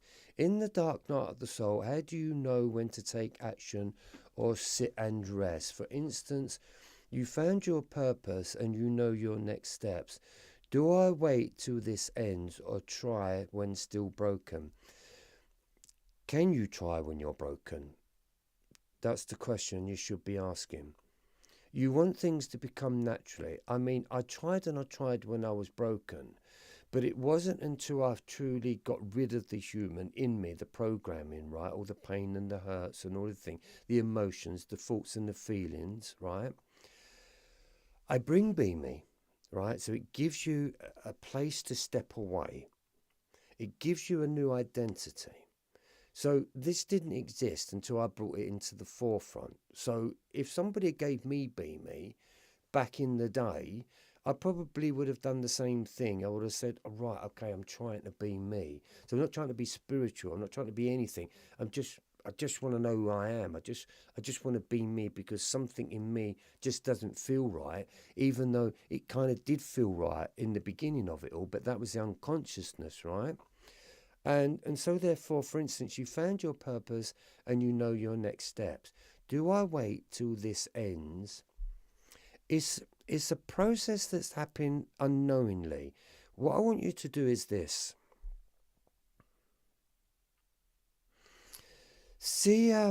Go back into the past a little bit, right? And then look at yourself now and ask yourself, have you grown from then to here? If you have, then you've already taken the steps. But here's the problem. If you don't stop and take stock, then Monday turns into Tuesday, turns into Wednesday, turns into Thursday, turns into Friday, right? You don't actually see your own evolution. Sometimes you have to take stock of how you used to be to how you are now and engage yourself from that. For me, when we look at that word enlightenment, we try to understand enlightenment. Enlightenment for me is my own enlightenment. I don't care about Buddha's enlightenment. I don't care about anyone else's enlightenment. Am I more enlightened than I was? And the answer to that is yes. Is my enlightenment better than I was? 1,000%. Then that's good enough for me. But when I was representing myself Monday, Tuesday, Wednesday, Thursday, Friday, 1 month, 1 year, so on, you don't notice whether or not you are or not. So sometimes take stock. That's why I say always keep a journal. Go back in your journal, because what you was writing back then hopefully is not what's being written now. If it is, then we've not moved forward. So we need an evolution. We need to progress. So do that for yourself there, man in the Matrix, and see how far you've actually grown, and you'll be surprised. You've probably grown more than you realise. And Diamond, head for the dark. The light shines brighter there. It does. Darkness hates it. It's just a true fact. If I turn these lights off, it's in the darkness, right? Because you can't shine a dark torch. But if I strike a match, darkness disappears. It's the truth. But darkness is the ignorant. You know, it's the unloved, it's the unconscious, it's the controlling force that uses darkness against other people's darkness, and so therefore darkness can vote for darkness because it resonates with them. But to be the light of who you are is to reduce the darkness of what's been told you're supposed to be. Right, yeah, oh, it's jumped. Many of us are light workers. Right, hold up. Yeah, the downside of AI, I feel, is letting it think for you. It can take away confidence, which a lot of people don't have in the first place, and for you to rely on your own wisdom. Yeah, can you trust a book? Can you trust a song? Can you trust anything? They're taking away, in actual fact, the truth of it is they're taking away your divinity. That's what it is. Right, Aldo, protected. Right, Danamar, protected. Right, you feel protected. That's the right word, not blocked. Aldo, do you think people you meet, they sense your traumas and easy mixed with similar wounds? Oh, you meet people with wounds. They call it love. Oh, we're so the same. Yes, I come from an alcoholic family. Oh, that's funny, so do I. Yeah, I come from a broken family. Oh, so do I. Oh, we're so the same, aren't we? Yeah, you meet people not because of love. You meet people because of the same wounds. Think about it. I did. Beyond grateful. Diana, me, thank you. Loving yourself. Loving yourself is when you stop hating yourself. When you can look at yourself in the mirror and not say a thing, you just discovered what love is. Good question, Dino Salespeople. Not to forget to click the thumbs up before we end. Love it, Dino. Many of us are light workers, and yes, you are. And way showers. Yes, you are. Shine your light. We need you. Yes, we are. Trevor, you are a lifesaver. I have been. I like that. The little heart with the white cross in there. That's cool. Right. Thank you for being here, everyone. And Diamond, another sign that clearly screams you need to be patient. You do. Patience is key. Guys, oh God, you've jumped again. Asking again was missed earlier. Self-hatred and shame after a toxic relationship feels like no light, joy, happiness, compassion, no empathy. It will make you feel like that. I don't know what's me or other. Where do I start? I don't know how old you are, but what you've done is that you have experienced, and you are experiencing something that a lot of people have experienced. In the healer's pathway, this stuff is pure gold, right? If you want to become a healer, then you have to know this stuff, because I couldn't speak my truth. I couldn't speak about anything that I speak about if I didn't know about self-hatred, shame, toxic relationship, or just put toxic stroke relationship. If I didn't understand no light, no joy, no happiness, no compassion, no empathy, I had to go through all of that. I had to know what all of this felt like for me to break through, to be the healer. So the soul can love this because it wants you to experience this, that we all came here to do this. It is the human story. But I offer you the Be Me story to get you to understand that, believe you me, most human beings are toxic. Why? It's just the human programming. But that toxicity is rubbed off on you. So you've drunk the poison, and healing comes when you need to find the antidote. Then you get that poison out of you. Okay? Right, the healing is over. There is no more pain, but there is no joy either. When you get to understand pain, you will realize that there is only one pain. And then to reduce pain, there is no joy, yeah, because you've got no pain, no joy. None exists. But when you've got pain, you would love joy. When you're in joy, you don't go, oh, give me another dose of pain because I like the pain. But pain is brilliant. And one of my kids said it to me the other week. She said she came out of pain and she immediately felt 20 years younger. Pain makes you feel old. Pain is awful. But there is, do you know this, what I've learned? There is only one pain, and only one pain needs to be healed. Darkness needs light to cast a shadow. It does. And light casts many shadows.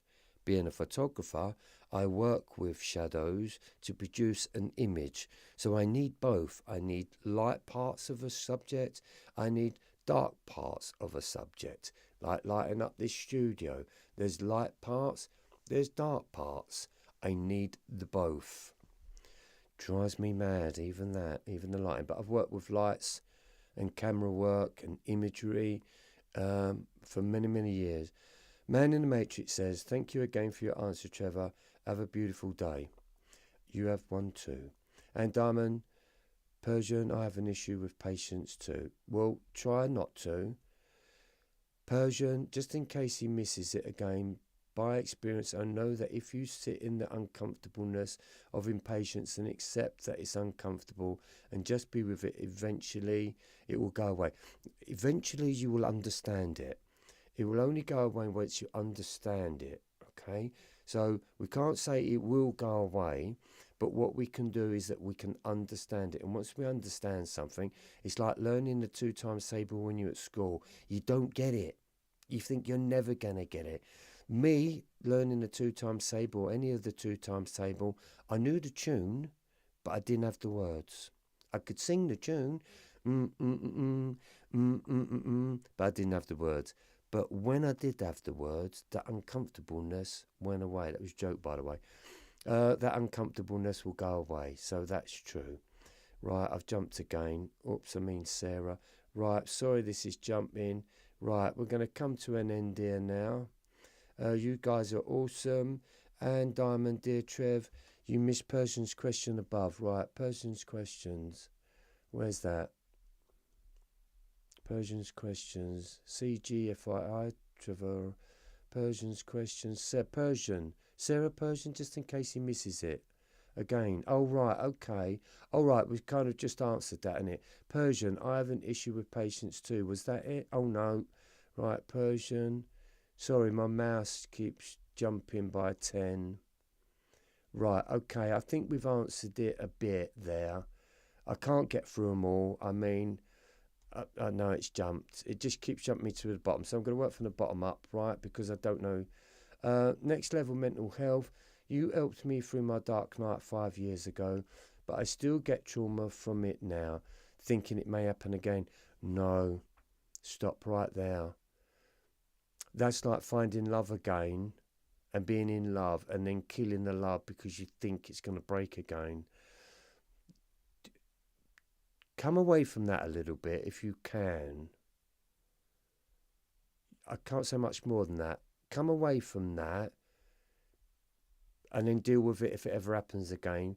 But don't prophesize it and feel scared in that way. That's a long story, that one. I can't answer that quick enough for you. But listen, I've helped you out through the dark night 5 years ago. So if it worked then, and it's 5 years later, but I still get trauma from it now, thinking about it. See, look, you're thinking about the trauma. You're bringing in the trauma, so your thoughts are making your body believe it's happening. I can say stop that, but you need to, as soon as it comes in, let it go. As soon as it comes in, let it go. As soon as it comes in, let it go. Let it go, let it go, let it go. You're scared it's going to come back, and through being scared, it can come back.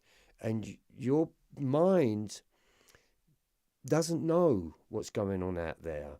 We can think things that it thinks is going on out there, and it's not, and that's fear, right? Sarah, thank you. You answered it now. You filled in the rest perfectly. Right, great, okay.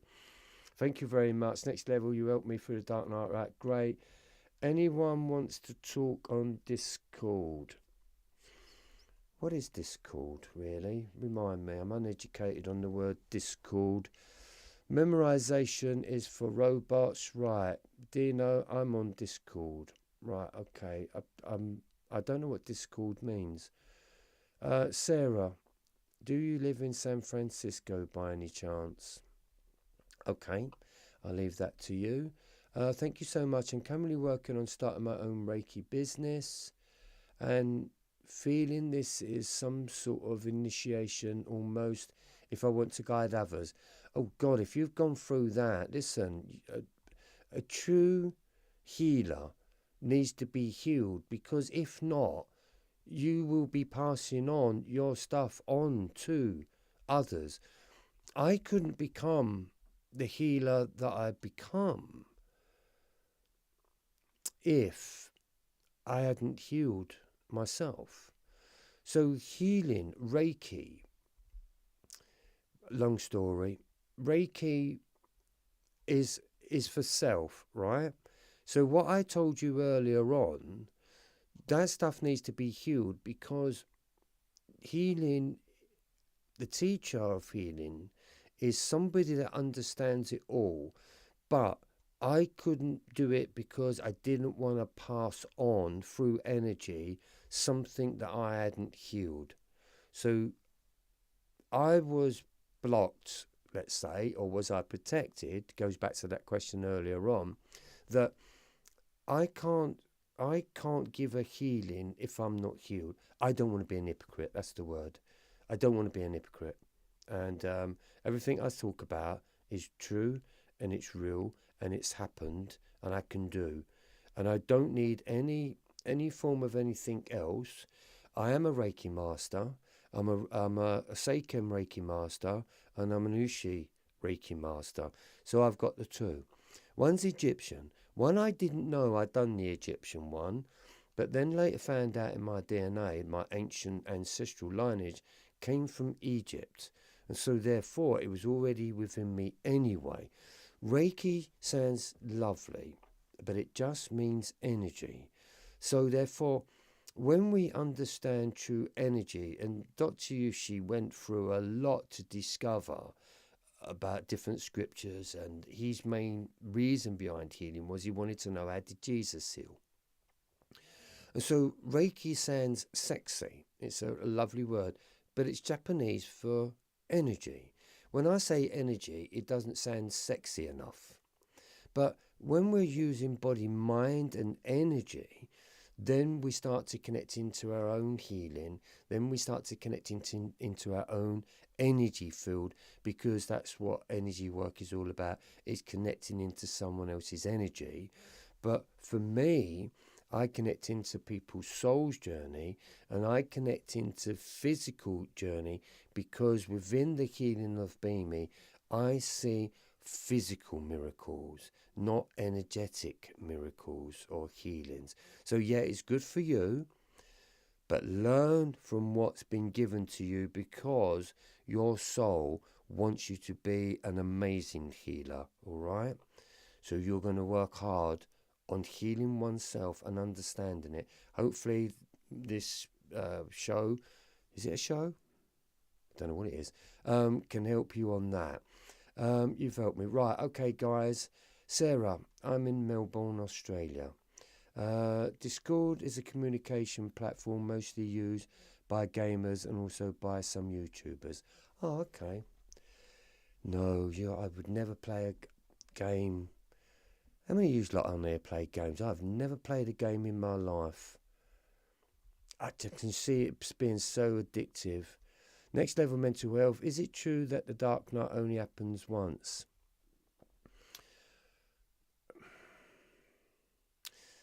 There's many things behind that. Again, that's a long story. Maybe it could happen to you more than once, but the true meaning of dark night of the soul, it's once and it's long. But a lot of people can go through the dark night through a trauma, through a breakup in a relationship, from a loss of a loved one, from losing oneself. The true meaning behind the dark night of the soul is that your soul has really stopped you in your tracks, and it ain't going nowhere until you get this message. So it's all about being messengers, really. And it's finding the truth of being a messenger. Yeah, a gathering, yeah, not a show. A gathering, I like, yeah, that's it, a gathering. Yeah, so the dark night of the soul for me was very long, and it's your last initiation. So if you go through the dark night of the soul properly, there is only one. But if it's in bite sizes, then That's a long story. We'll come back on that one another night because we've been on here long enough. YouTube must be getting fed up with me now. They're going into 2.5 hours now. When 8:30, 9:30, 10:30. You're joking me. When did I start this? Oh, 10:30. All right, I thought I'd been on 4 hours then. I used to do shows up to 7 hours, so I can talk. Right, Sarah Hayward. Yes, this is why I haven't started yet. Good. I felt this. Good. You're feeling the truth of it. Everyone keeps telling me to do it, and I'm not there yet. Okay, do it when you're ready, but do some little practicing on friends just to get the hang of it, just to get the use of energy. It takes, do you know what it is? It takes time to believe in something that you don't know if it works or not. How about that? So yes, practice. Just work on silly little things. Don't go through the whole system of it, of the whole Reiki thing from the feet up and on all of that. But if someone's got a headache, just ask, oh, let me see if I can take away that headache. Someone's got a stomachache or a PMT. Let's see if I can do that. Let's see if I can make that happen. Start off like that, little bite-sized pieces until you become confident in it. Because it's a long story, but people also have to be allowed to be wanted to be healed. But even on a God level, even on a soul level, there's some things that, oh no, you cannot heal that because they've got to do it themselves. You know what I mean? It's all right us taking the pains away, but really on a soul level, we're here to teach them more than take it. See what I'm saying? So you want to teach about healing, like for me, beamism. I mean, I could put myself out as the healer and I could go around healing people, but I don't. So I teach what I've learned so that people can teach themselves. Does that make sense? Okay, well done. 6 weeks for me, says Zippy. YouTube loves you and us, Trev. We shall soon find out, won't we? Lovely to connect with you all. Right, okay, I'm just going to flip back here. Okay. Oh, Roswell, I feel others' emotions, even long distance, trying to discern mine versus their, and it is different. It is. Their feelings can be a lot if there is conflict. That's true. It's tricky to hold boundaries due to this. That's true. Yes, you can feel when you become sensitive and you become connected. It is. It's a sod, really. It's a bit of a bugger, really, because it's a big question again. I can pick up on certain things and sort of wonder where they've come from. So when I pick up on a certain thing, I ask my intelligence to give me an image of where that has come from. And then I pick up on that, and then I may ring that person and say, right, are you going through this or are you feeling like this? And they'll go, yeah. So you get to understand it. Again, you want to learn about what it, you want to learn what it means about being a human being. And then you want to learn about what it's not to be a human being, and that is the dark night of the soul. Sarah, you're welcome. Pray for help with patience too. It works. Pray to self. Always pray to self and bless my energy. Bless me. Bless me. Always me. Bring it into the me. The universe is within you. Everything that made the universe is in you. Everything is within you. We've got to come away from out there. Trust me, I did that. You're going to be wasting a lot of time and a lot of energy. It's in here. It's all in here. That's be me. The message from God said, be me. Right? Let's get that one out. And that was audible. Be me. And that came when I was doing all these different things. And I said, I've tried everything. I've looked for everywhere to fit in. I don't seem to fit in. And I just heard a voice that said, you've got nowhere else to turn to but be me. And that began the journey of be me. That's what I kept hearing, be me. And that was the energy that if I went to God and I said to God, what do you want me to be? God would say, be me, for I am ye. All right, so you're finding the God within. So the journey is about finding what you think or you believe to be God, And you can take that long journey, as I did, to then discover that the very soul in you is connected to what you would call the all, right? Whether you call it God, I call it intelligent consciousness. Whatever that intelligent consciousness is, that intelligent consciousness is in me, but the human being in me made me an idiot. Oh, don't bang the mic. Right, I feel others' emotions right. Welcome, Persian. Sarah Hayward, thank you so much. I'm currently working on starting my own Reiki business and I'm feeling some sort of initiation. Right, okay, let's start to end now. You helped me through my dark night. Oh, God, it's jumped up now. Discord, right, we've done that. Is it true that the dark night happens once? We've done that. Reiki info resonates. I don't think I'm fully healed in self after training in Reiki. I don't spend enough time with you on that one. I know a lot of Reiki people, and they're not what you call fully healed, unless you know some. But a lot of people that become healers have to go through a lot of damage and injury to understand others' injuries. That's how it works. I've got a show, right, okay. Anyone keeps telling me to do it, right, okay, let's finish this off now. Wish you here in San Francisco, so we could practice on each other. Right, I'm realising now limitations are my best gifts of gold in the Reiki business. Yes, we were actually tapping in. Maybe we can do distant ceilings on each other. Okay, you lot are talking to each other there. You two, Reiki sister. Okay, you two have found each other. Seeker, did you gain your strength again by exercise, or did it come back just like that? Thanks. Did you gain your strength again by exercise? Right, someone said another question there. Exercise what? No, I don't exercise. No, I can't answer that. We lost me on that one. Right, last one. And Diamond, if you can cut. All right, you two are having a chat on your cell. Right, experimental, elemental double E. Right, we've done 2 hours, guys. We did have a lot of miss up on that. There is a button on here. I found out how to edit it, so hopefully I can get that out. And now I've got to find out now what's wrong with me recording equipment, because something definitely went on wrong there. But hey, that's life. Right, everybody, thanks for joining in. I decided to do a late one so that for others it's a different time zone. For me here now is 1:45 in the morning. I thought I'd do a late one, and hopefully it's worked for you that are on a different time zone. So if you're 6 hours behind or 8 hours behind, then hopefully it will work for you. But other than that, this is Beamy signing off to all you Beamies out there. So, right, Dino Salas, thank you, Trev, and everyone. Hypnicity, thank you. So again, stay tuned. Press that bell thing or whatever it is, so you'll get to know when I decide to come on, because I don't keep to a schedule. It just happens. I didn't plan on doing one tonight at all. I just had that moment and said I'm going to do one.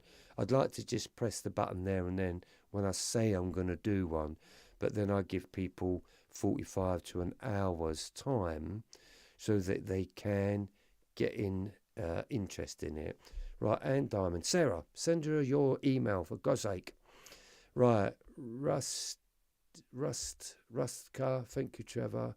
Thank you, Trevor, for being me. Thank you for being me. Thank everyone for being me.